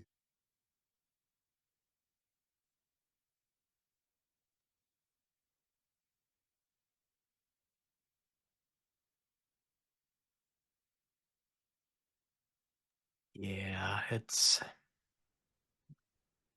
I'm not important anymore. Oh, don't put yourself down. I'm sure you're important to someone. Well, that was more in my head, but I mean, I appreciate hearing you say that. She shrugs. All right. So, Doctor pulls out a data chip, and if I am correct, is Hollow Mercury the only one with like a data jack? No, Saint has a data jack as well. Oh, does Saint have a data jack? All right. You have a Oh. chip reader on you. Just have to hand it to someone. They can plug it in if they wanted to. They can plug it into Yeah. a device. They can plug it into their head. All right. Well, I will. Yeah. We'll say the chip was in the reader because why not? Sure. And that Saint and Hollow Mercury are sitting right next to each other. So I will put it down between them and let them figure it out. Let's I had a visitor last night. put the chip reader down in front of you. There's a cable attached.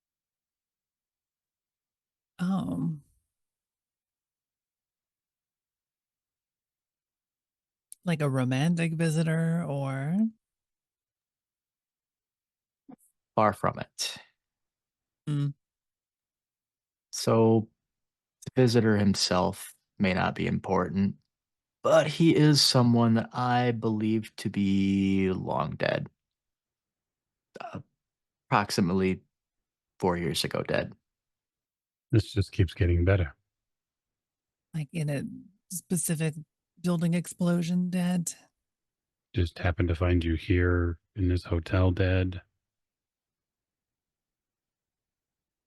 And it wasn't a romantic rendezvous. It clearly was not. It seems that some of the same players from before may still have an interest. It makes sense as there shouldn't be a whole lot of people that know of the existence of, well, anything. If you want to look through the chip here, that's probably fine, but I'm not sure if this is a good discussion for the semi-public. You look around at all the families having lunch. Couples who clearly vacationing on business calls. And then Okay. you see something that really bothers, sets you on edge, as two Lone Star cops pull through the lobby.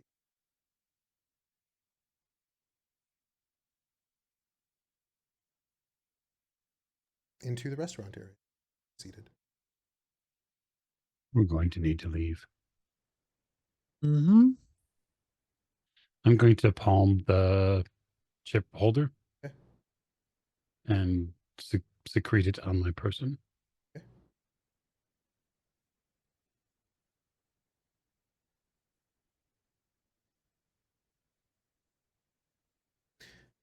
You see them. Well, want to look go for a around. drive?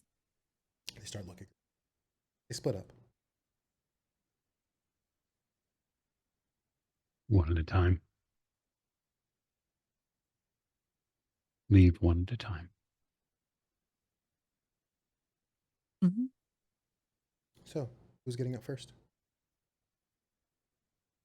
Well, I gotta go to the bathroom, so Okay. So, you will have to walk by one of the officers. Are you Mhm. are you making any effort to avoid detection by them, or avoid notice by them, or avoid their Oh, gaze? absolutely. Yeah. How would you like She's to? gonna try to look as much like some vacationing businesswoman as possible, which conveniently she's quite adept at doing. Then that would be a con roll from you. I mean, like, where's the washroom? Oh my gosh, when you're talking so funny.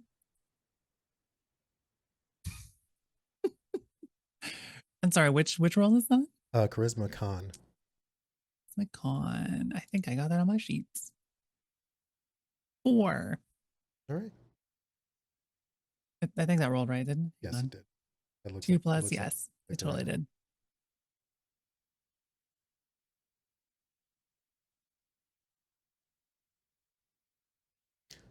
You walk by one of the cops as you round the bathroom, and you see there's an exit door, pretty much right down the hall from the bathroom. A little bit of an alcove. It's not That's like, fully what she was figuring. yeah, totally visible from the front. But as soon as you're basically walking to the washroom, you can see the red sign. Seems to shoot you a side glance, and then you hear a noise in the restaurant that seems to draw both of your attention. As a kid bangs on a table, kind of startles everybody in the immediate area. You hear the jangle of silverware, the glasses there. The mom there kind of tries to balance the glasses that are spitting water everywhere. You hear an older sister, 10 or 11, throw a fit. And in that little bit of a moment, you are gone. Slide out the back. You find yourself behind the hotel. Who's next? Just make a break for it with the deck. Is that your plan? Like you're just gonna. I'm just curious. Hollow Mercury. Are you hiding out back there? What's your play? No, she'll stay outside. I mean, she'll probably like maybe. Is there a street here that one could cross? Sure. Yeah, you leave Yeah, the parking lot. I mean, the hotel is in a place where there are other hotels. So there's kind of a yeah, bunch of exactly. hotels, So and then there's she's the gonna highway. aim to be at the next door location if there is one, able Okay. to view this spot. And find a nice spot to lean and like have a conversation on a phone, that kind of thing. You find a place to look inconspicuous. Go back to the restaurant. You watch Mercury kind of breeze by the officer near the bathroom, provided a very convenient set of circumstances. Who is next to move?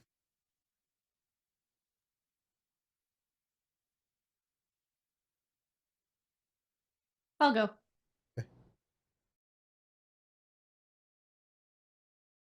How would you like to? Are you going to just walk out? What is your plan? Yeah, I'm gonna just.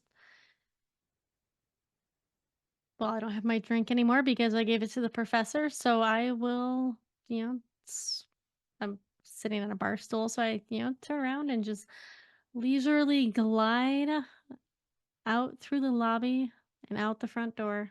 Okay.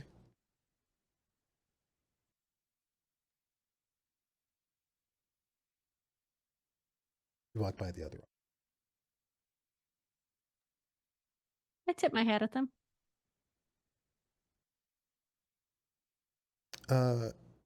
He seems to. He's wearing a similar hat.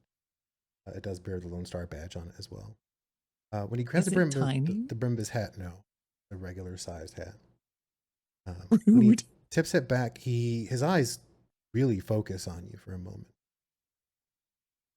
Like your eyes lock. even as you pull away. Like you can feel his eyes on you as you continue to walk. Do you say anything? Yeah. Okay. Afternoon, officer. Afternoon. Hush. Baxter really likes you, more, so you know. I really like him too. Baxter's my dog, by the way. For all of you out there who don't know, watching right now. So, he doesn't seem to make any moves. So those of you, you walk out the front door. Saint, you see this happen. You watch this go down. And as soon as the lobby door closes, you see the officer that she passed. His hand moves from the brim of his hat to his shoulder, where you see a radio. Yeah. I'm gonna call.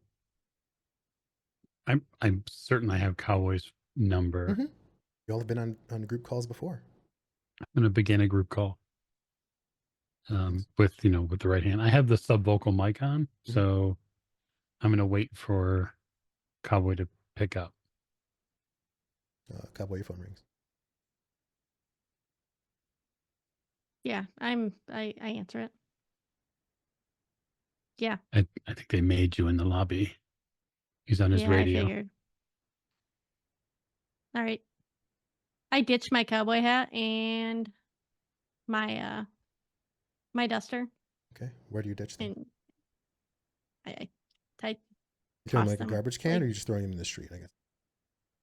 just randomly throwing them in the street. So what I was, I no, I toss them in a garbage can or a dumpster in an alley nearby. no, I would like you to give me a stealth roll, or disguise, whichever you would prefer. This will determine how good you are at ditching things and losing people.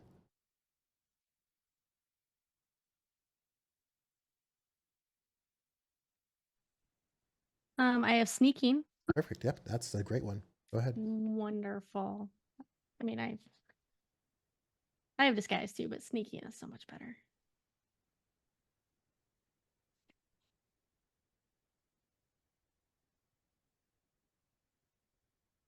Okay. You find a standing trash bin to shove your coat and hat into. It takes you. You have to kind of like punch it down in there, but you manage to get both of them in. So what does Cowboy's outfit look like without the? Are you wearing chaps? I probably am wearing chaps. I do have a holster on, and I have a tight bodice on underneath. Okay. It's probably brown with, yeah. There's probably some lace work on the sleeves or whatnot. That's about as girly as I'm gonna get with that. But yeah, it's pretty, and it's a V. She's popping. Gotcha. Where All right.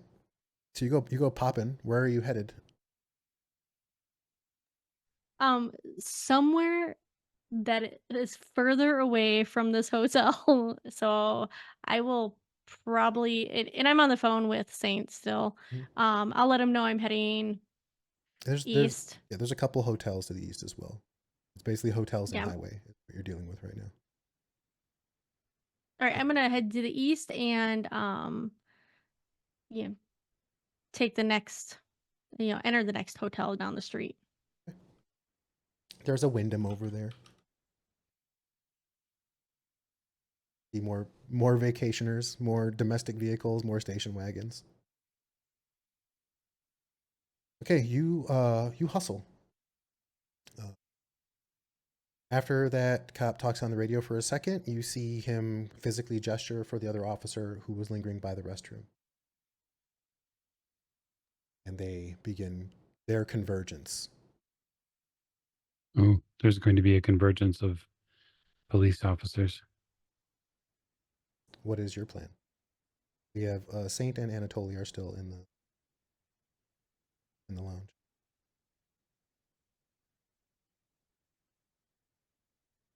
Anatoly kind of looks at you for direction because, yeah,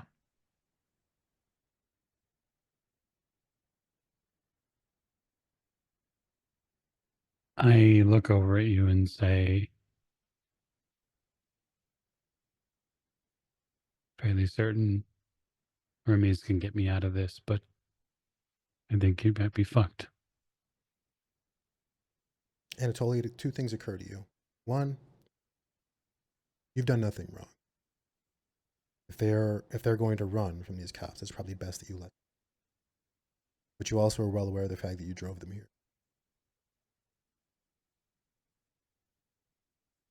Sure, if someone wants me to be guilty, I can be guilty.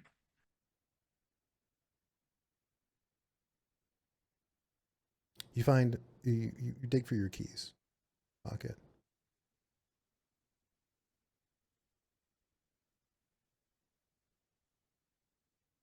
One of two things can happen here. Either they wreck it, or it comes back to you, which it'll do on its own. It's not like you're going to report it stolen. It's very true. I will hand over my keys.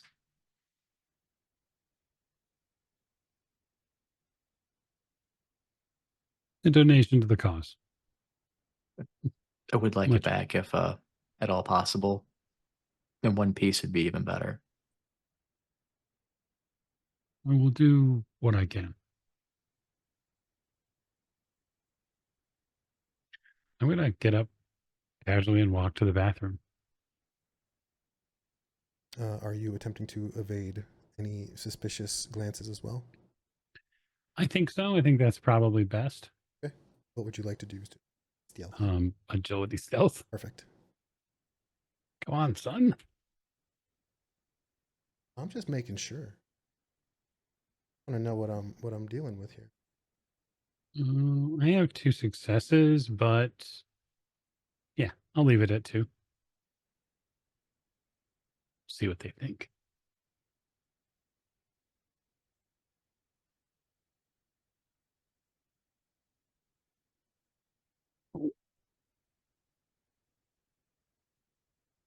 Make it to the bathroom.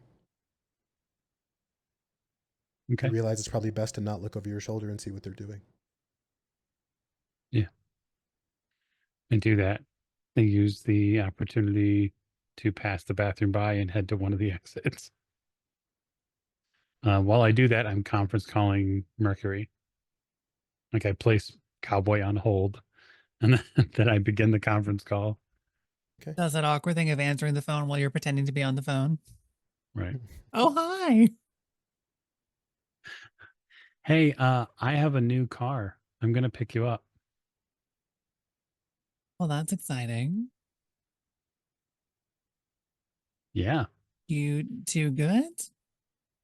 I am. I'm certain that the professor will figure things out. He's a smart man. Oh yeah, I'm sure there. I mean, Cowboy, you good? No. You make Am I still on the other line? you Or make am it. I- Yeah. You make it to am the you make it to the window. You've been conferenced in. Good afternoon, Yeah, ma'am. no, Welcome to the Wyndham. The guy gets in your Oh. face. Are you currently a guest? Do you have any bags? Oh, just what I can put in my pockets and these, as I point at my holster, not my rear end. He makes some finger guns at you. Do you need me to carry those to your room? You don't touch these Fair or enough. anything else. Well, like, Where's the bathroom? Ladies' room? I need to powder my nose. right through those doors. Right. It's Are right over we there. just hearing one end of this conversation? Yes. It's fantastic too. So when I go outside, I'll requisition the professor's vehicle, look for Hollow Mercury, pick her up, and then drive out of the parking lot at least. Okay. All the time saying, Cowboy, where are you? Where did you go? As you're- The Wyndham is so lovely this time of year. Oh, okay, great. Jesus. This drive across the time of street. year? Ah, yes. The colors of the hotel truly bloom in the fall. The decor. It's the decor. You know, they say taupe is a very calming color. You hear It is. as you say this, one of the terminals next to you blips and says, "Would you like to leave a review?" No. You see your quote get Sad captured. terminal. That says no. No, not that one. Across my quote. The Wyndham looks lovely this time of year. Oh, okay. Unidentified guest.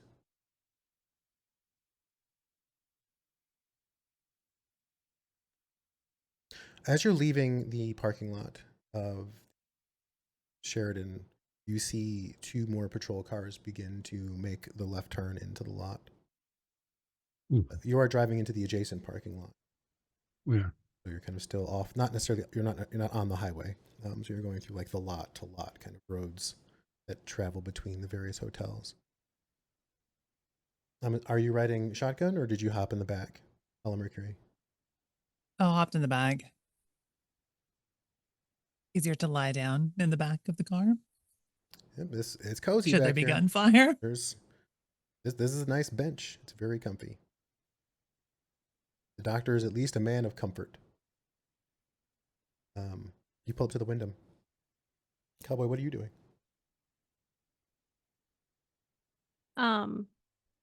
I kind of whisper, Saint, where are you? I just pulled into the Wyndham parking lot. What are you driving? Ford America.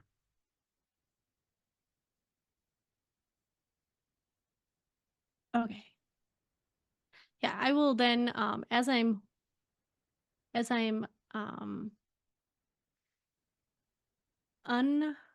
trying to not be noticed in the lobby of the Wyndham, I will, if there's any coats laying around, Mhm.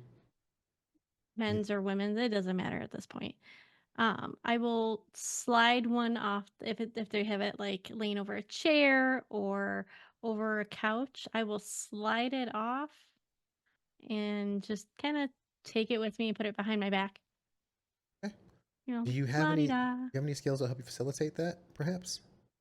Mm, mm, mm, mm. Probably not. I have con, but that's not gonna con my way to steal a coat. No, generally, what you're looking for is like a sleight of hand, but you can just be deft. So you can feel free to make an agility roll, or palming Okay. would be the skill that you would use, which falls into the stealth group, I do not have palming. or Or stealth. pickpocketing, or pilfering. Those specializations. And I did have pickpocketing, but maybe I don't. All right. I'll just use agility. Okay. We'll go with that.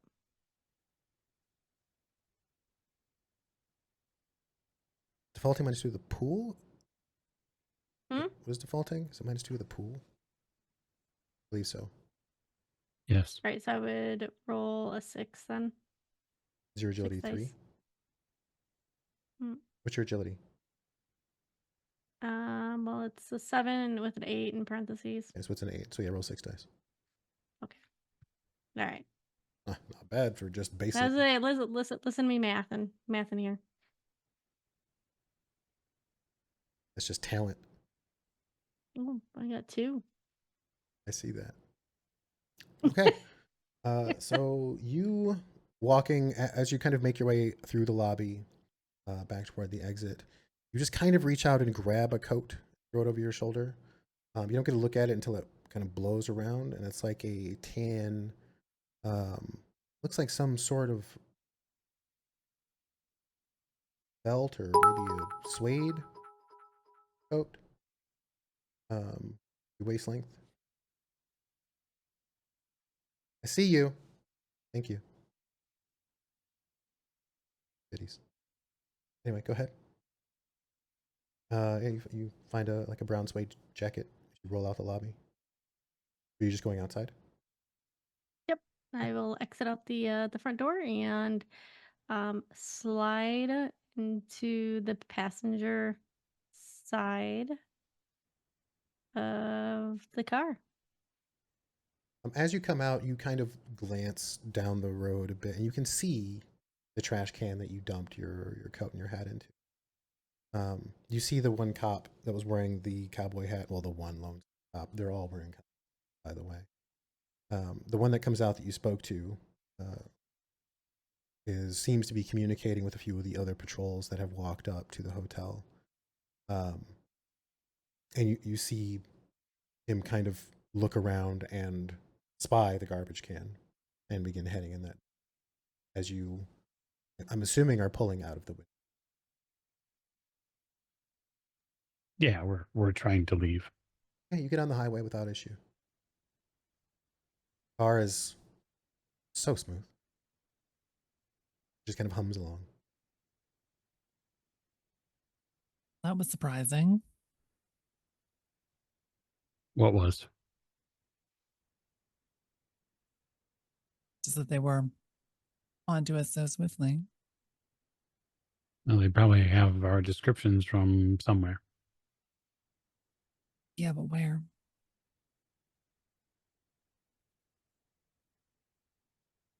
Hmm. Somebody's got somebody in their pocket. Could very well be the Johnson that hired us. Mm-hmm. Or the king, or I think we're square with the king, honestly. We performed admirably even after his little hocus pocus trick of adding paracritters. quite the hocus pocus. All right, we need a place to lie low.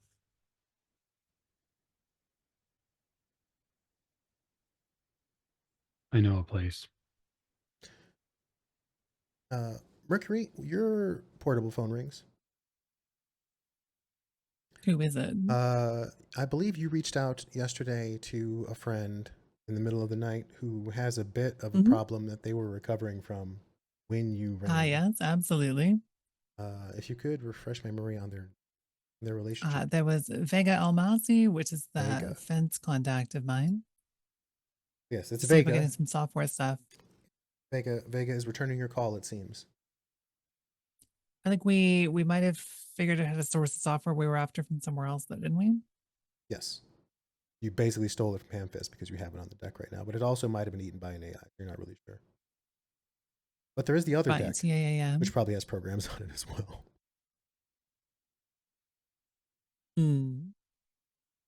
I mean, she'll answer anyways. Okay. Mercury. Hey, good morning. How you feeling? Oh yeah, my phone told me that you called last night. What'd you need? Oh, I was just looking for of all things some software. I might be good though. How you doing? Oh, we're fine. You know, hair of the dog and whatnot. Off to the business day, in the business of night, in the business of meeting, in the business of business. So I'll likely have to start drinking at 3. Business of business. Sorry, what was that? But I'll likely have to start drinking again at 3. Well, I mean, of course. I don't think I'll be joining you today, but maybe tomorrow? Sure. Yeah, I mean, you know where to find me. Sure you don't need anything? Is everything okay? Heard you had a party last night. Could call it that. What'd you hear? Buzz is that you brought some colorful characters through the bar. Huh? Yeah, you could put it that way. I mean, I figured you were just on the job, but no. I And I mean, heard about what basically, happened up the nothing too street. exciting. Well, and I heard what happened up the street. You know, some girl getting sawed in half. Yeah, I heard about that too. That was awful.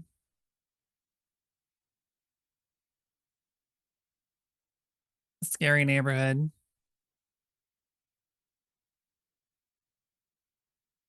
I think for now, just out of character, thinking to myself, I don't think there's anything they need right now, is there? I mean, maybe a place to stay, but it sounds like Saint might have that covered. They're a resourceful contact. Yeah. Fences can do a lot of things. I think for the moment, we're probably fine. I'm a little bit curious about something. Thought you're picking on me with that, though. Is this something we can talk about on the phone, or is this going to require me? No, we'll talk about it in a couple of days. Oh, that's brave. Or we could meet That's if you that's want. I brazen, mean, I'm right? never opposed to meeting, but I never assumed to live to tomorrow.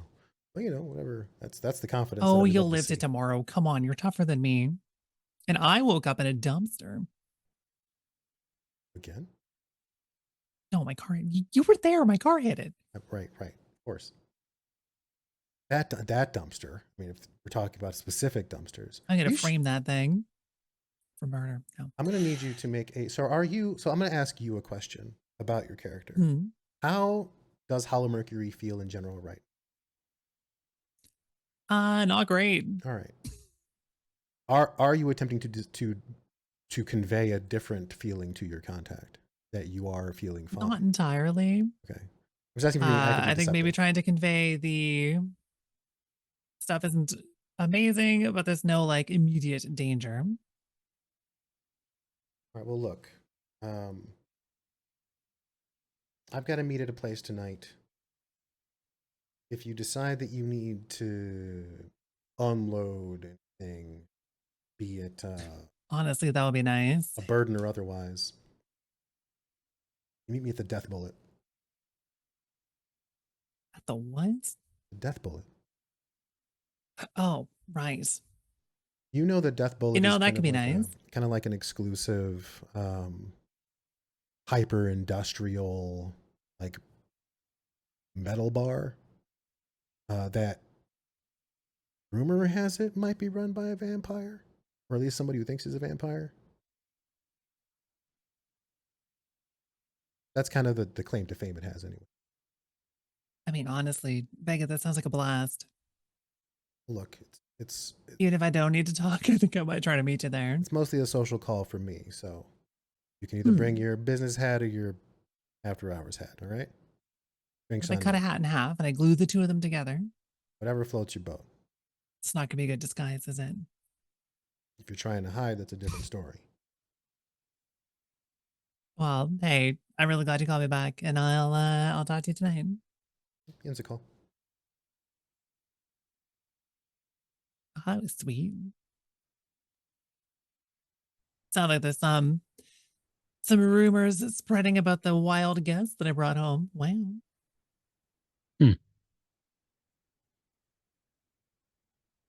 Everything okay? Did you know that you're a colorful cast of characters? Yes. Yeah. Even though it's mostly black. So, Sort of gestures. question for Saint: have you decided where you're going? Right now, you're kind of Yes, I driving sure around. have. Okay. I'm not driving around. I'm actually driving to a specific destination. Okay. It's downtown. Mhm. It's not the greatest setup in the world, but it is a place. It's middle lifestyle. One of a couple of haunts. That was one of your safe houses. It is. Is it in a multi-story or like duplex? Townhouse? Yeah, we'll say it's a duplex. I think townhouse might be a stretch for middle in the downtown sector. Okay. So there's a parking spot off the street. The carport. Okay. No garage. Not at this place, no. Yeah, there's a carport, and you're also off the street. So, if someone wanted to spot the vehicle, they'd have to basically step onto the property, or park here. Right. So when we get out, we need to wipe the handles a little bit. Door frames. You have Saint has computer skill or pilot, right? I have a computer skill, yeah. Okay, please roll a lot. Give me a logic computer roll, please. The interface in this car is pretty intuitive. The autopilot is advanced, assistive. It's not loud or in your face. It's not like OnStar or anything like that. It's very capable of assisting you with things. I don't have any successes. I didn't add any autopilot for that, but No, it's fine. So I'll just tell you this: you are aware that the car is capable of returning to its owner or returning home, Oh, okay. if you so chose to. It doesn't Yeah, then demand you do. I'll absolutely direct the car to take itself home because we don't want it here anyway. It leaves. It doesn't make a show of it. It accepts the order and kind of backs out of the carport and then pulls back through the alley and goes onto the street. Yeah, so this place is going to differ a little bit from your place in the Barrens. How so? This is a nice neighborhood. I mean, there's no bar like nearby where people are getting blitzed. There's a cafe down the street. The security in the area is pretty good. So I look over at Cowboy and say, make sure you keep the guns out of sight, okay? I look down with my brand new suede tan coat. That's probably a little large for me It's because a it little was big. probably a yeah. I'm guessing it belonged to like an orc or something. Yep. And It was a human, a larger human. large human. And yeah, I try to pull it down to where my holster is so it kind of hides. And a half. I mean, the guns are the guns. Like they stick out. But you can attempt to conceal them. I would like to revisit Anatoly as he was notified that the car is returning. Your phone gets a ping from the cell phone in the car. It says returning to owner. You can That's see that faster than expected. you can see it's on its way. Well, it's been about well, you went downtown, right? So it was like 20 minutes. You watch the cops walk around a bit. You watch them question the concierge. You watch them kind of linger in the lobby. They do leave someone here in the lobby when they leave, but the cars pull away in like less than as the car is coming back. Your phone rings. It's Charles.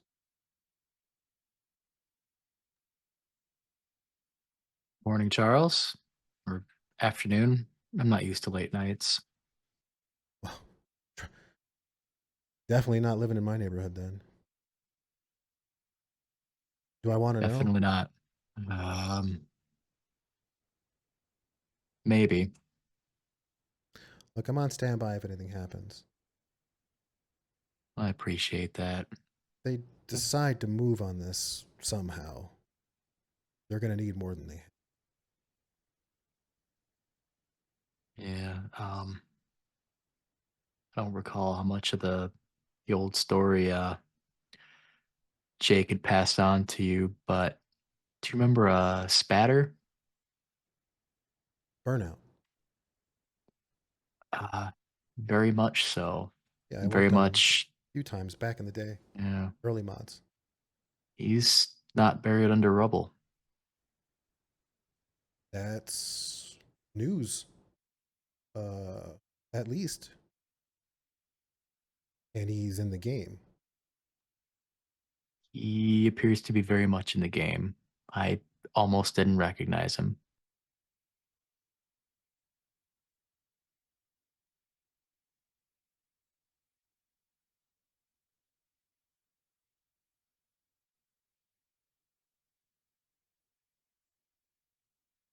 Well, I think we're going to need some help.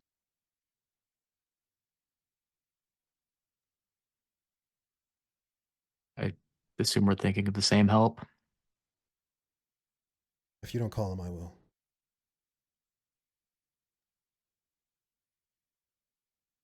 I can make the call. It's been a while.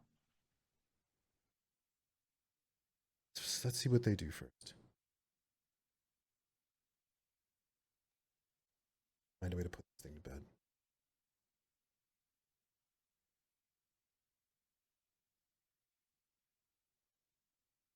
I'm sure we'll know if they do or don't. You have a safe trip home. And You stay safe as well. I owe you. Again. I'm sure we're more than even, but if I need to collect, I'll happily do so. Just wait till your other hip goes out. He kind of chuckles. I'm not a young guy anymore.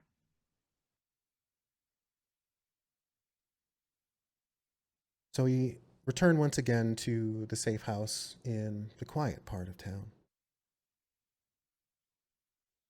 No gunshots heard, no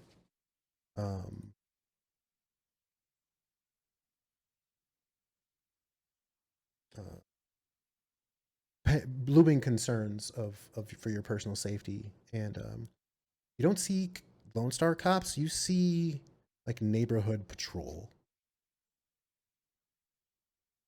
You know, like a little white patrol car, looks like it seats 2 people and nothing more with a little blue light on top.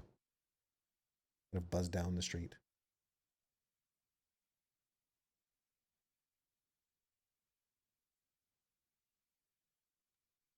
Yeah, the duplex has like reasonably decent furniture. It smells clean in here. There's like a shower facilities. We have maybe not all the time real food, but we've got like the full suite of flavor packs for all the soy, and I go make coffee. It's right around 2 o'clock, almost on the nose. You're coming back with your cup of coffee, and the other phone buzzes. Which phone is this? This is the phone that you got from Johnson. The work phone. And on it is an email message with 3 letters and a symbol. And it says, okay, question mark. I just take the screen because the display LCD display will show everything, and I flash it up to Mercury and Cowboy. From Mr. Johnson. She will shrug. Awesome. I mean, fair enough, though. We've basically been non-communicated for what, 2 days now? It's At almost, least a day. it's 24 hours on the note. Oh, yeah, okay. We have to assume that the Johnson is aware that we have what we said we would collect. I mean, Hemfist has certainly been found and had any sort of information dumped out of his body that they could get.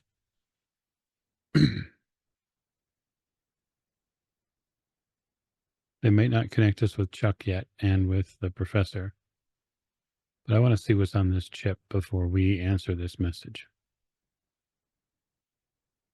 So that chip reader that I have, does it have an output port I could plug into like a TRID? It does. You can go into data jack, you can go Nice. into display port, you can go into the TRID, you can put it on the big screen. Yeah, so the two of you would see me push a button on the wall, and like the wall parts and the TRID comes out, and I plug it in. What you see, what you hear rather, is what sounds like a voice to text, a text to voice translation of a series of messages that seem to indicate a few.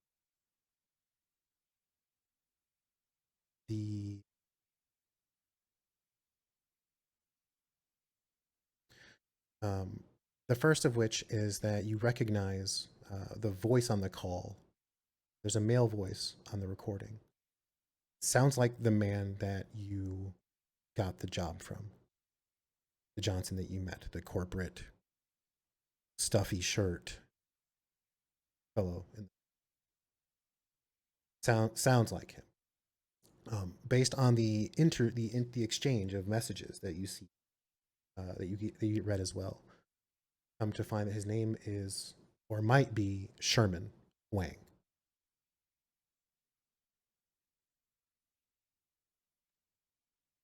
Wang. Huang. Okay, just making sure. Yeah. And you hear a woman's voice as well. And if this is to be the same person that the email exchange is between, that would make this person Dr. Kleiber. Sherman refers to her as Vanessa in the exchange. The email exchange goes over it seems to be an exchange of instructions on how to handle the package once it is in custody. And you see a bunch of instructions on like securing data infrastructure, storage capacity, and power requirements, and just for storage and transportation of whatever the package contains. There are schematics for a container that seems to also be a universal adapter of sorts. And you also hear a conversation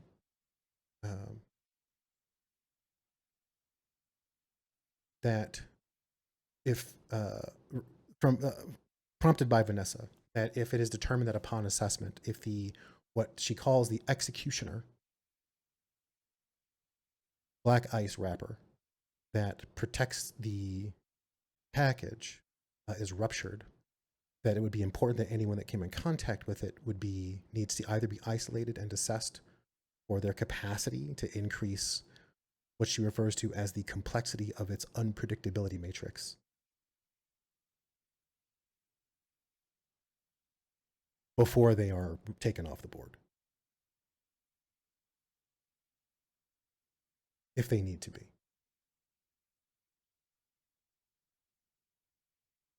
Kind of worried about that.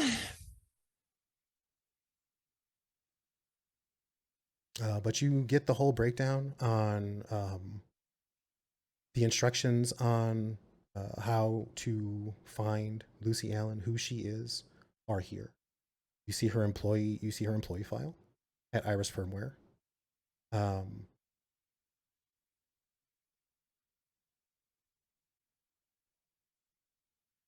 Yep. So this is the backstory. This is the hit part on Lucy. So from what I've seen, can I make a assessment onto whether or not the black ice wrapper's off? Based on what you heard, based on what happened to Hollow Mercury, it seems like it has either been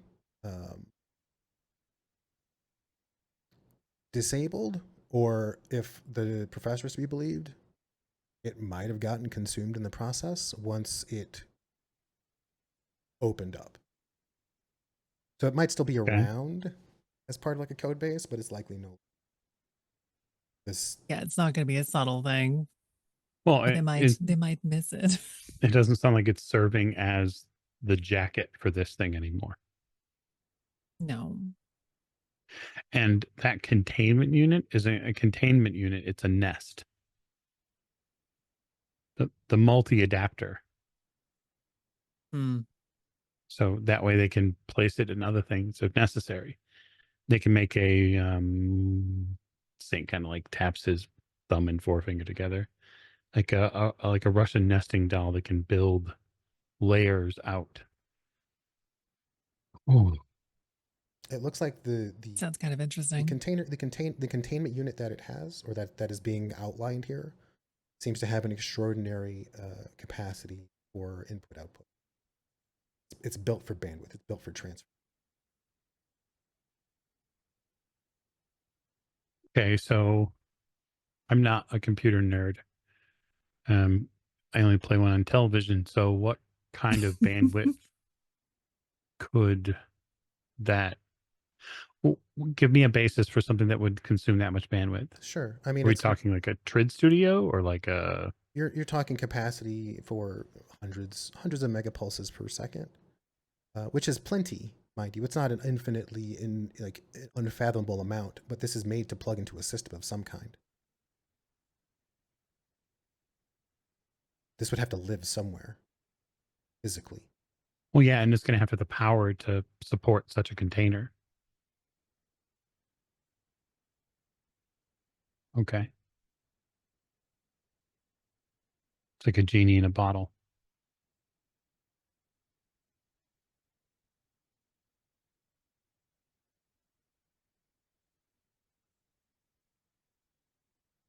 It's worth way more than what we were promised. Way more. I mean, this. Oh gosh, of course it is. It's worth millions of new yen, if not more. And personally, it sounds like turning it in might be a pretty significant health risk for me. Yeah, because I'm assuming they're going to want to scan everybody. They'll want to scan me and you because we both have data jacks. Cowboy, you should be fine. I don't think you have any Chrome. But they'll probably want to also scan Rusty too. I mean, either that or they'll just say that the price of the bullets are cheaper than the scans. That's how business works out here.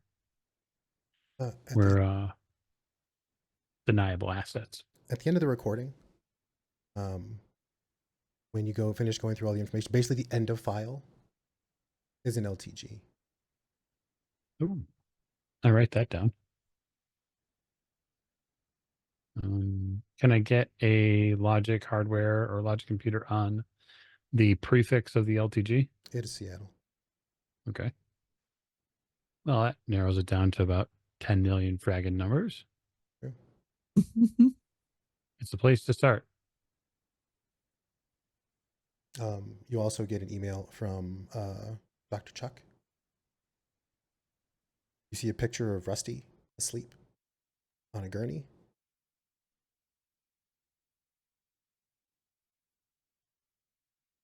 I hope Rusty knows what they're doing. And you see it's kind of like a selfie. There's a selfie picture, right? It's like Dr. Chuck kind of taking the picture and giving like a big cheesy thumbs up, with like a bloodstained apron, like pointing at your friend.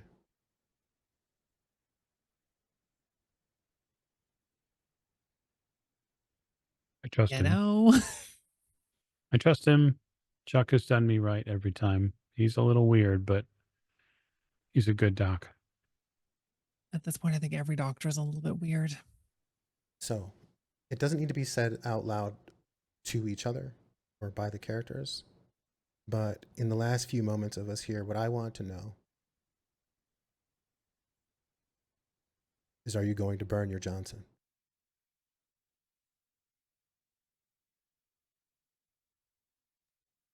I want to hear from Cowboy first. Well, I don't think we should be handing this over to the person that gave us the job. So we should take it and either release it or sell it to somebody for way more money that might do way more nefarious things with it. What do you think in Hala Mercury? I think we should steal a containment unit.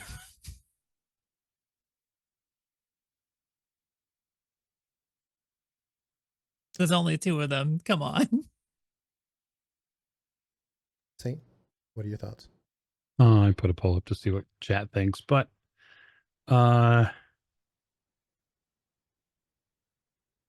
yeah, I don't think that for 30K split 4 friggin' ways that I can allow this to.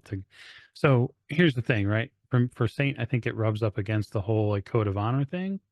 Like he expects to be, for the most part, not informed when it comes to jobs on the street because that's just the nature of the business. This is fundamentally different. An innocent person was killed directly for this information. Lucy made a bunch of bad choices, but she was an innocent kid. And I think that for Saint's piece, it doesn't sit well with him that they just simply executed her in effect to get this little piece, and we're just a bunch of deniable assets that they collected along the way. So yeah, frag him and that pay data. We have to figure out a better use for this. And I am certain that we're going to have plenty of opportunities to talk about what those things are as we enter chapter 2 of drake.Revenge. So you all have made it this far. Rusty Whew. lucked out and didn't have to catch a bullet in the last episode. So everybody can please take 7 karma for completing this chapter. When we revisit the characters and the players, it will be after a couple of days, because if you are not going to give it over to your Johnson, it's very likely you're going to want to lay low and likely give Rusty a bit of a chance to recover from vehicle control rig cyber surgery, which requires full body nerve replacement. But Christ. don't worry, Chuck will send her out in a gurney if he has to. So, That's Still have true. allergies after all that. so thank you to our viewers and supporters. Thank you to everybody in the chat. Is that poll going still? While that poll's going, let's go ahead. It looks and, like it's got like Let's go. 10 or 20 Maybe. seconds. Yeah. Right, let's get outros. Mike, can we hear from you? Yeah, absolutely. So thanks for watching. I appreciate it. My name's Mike Diamond. I am the head of the Old Ways Entertainment Group and Old Ways Podcast, and here on Twitch as well. So I want to appreciate and thank you for listening. You can find us all over social media. Give us some shares, help out this crew who's done a fantastic job. And as I mentioned at the top of the show, I am looking for a couple of wonderful charities that we might be able to do some charity streams for. So if you've got one, mention it in any of the comments or ping us on social media and help us choose something wonderful to do some fundraising for. Thanks. Thank you so much, Mike. And to our special guest, Silas, once again, who was brought in on short notice to play Dr./Professor Anatoly Pushkin, who has a complicated history and a lot to consider. Again, thank you so much for coming. We really appreciate you being here. And that is what is known in common parlance as a lore dump, for those of you wondering what just happened. What? I would never do that. Nobody reads the lore. Anything you'd like to say to the viewers and listeners, Silas, before we head out? Well, I don't have all the other things to say, like come watch my podcast because I don't have one, or come watch me on Twitch because I don't have that either. So yeah, I've been described as a special guest star here. I'm at least one of those 3 words. So thanks for having me. Thanks for coming, and don't you're a think star. don't think for one moment that this is the last we've heard from Pushkin. Cowboy. Well, I had a lot of fun tonight. I'm Morgan, like Cowboy. I'm an Old Ways member, Old Ways podcast cast member. So you can regularly find me on Discord there. We got all sorts of shows over there to listen to that, might tickle your fancy. But had a lot of fun tonight hanging out, and look forward to coming back in 2 weeks. Thank you so much for that, Morgan. And Bunny, would you see us out? Sure. Hi. I'm Bunny and/or Millie, she and her, or they and them. I'm a Gemini, the coolest of signs. Thank you very much for your patience at the start of this stream. I do have Twitches and things. You can find me at twitch.tv/bunnyhearted, where I do dorky VTuber things. And this has been a total blast. Yeah. I do believe there's one more after me, though, isn't there? I mean, technically there's me, but I really just want to know what they had to say. What's the final tally there? Oh, it's 4-0.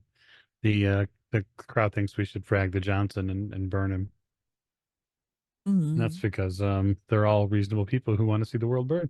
Absolutely. Screw that guy. Well, agency is often what divides prime runners from chaff. So good luck to all of you. As for me, I've been Lecco, your game master.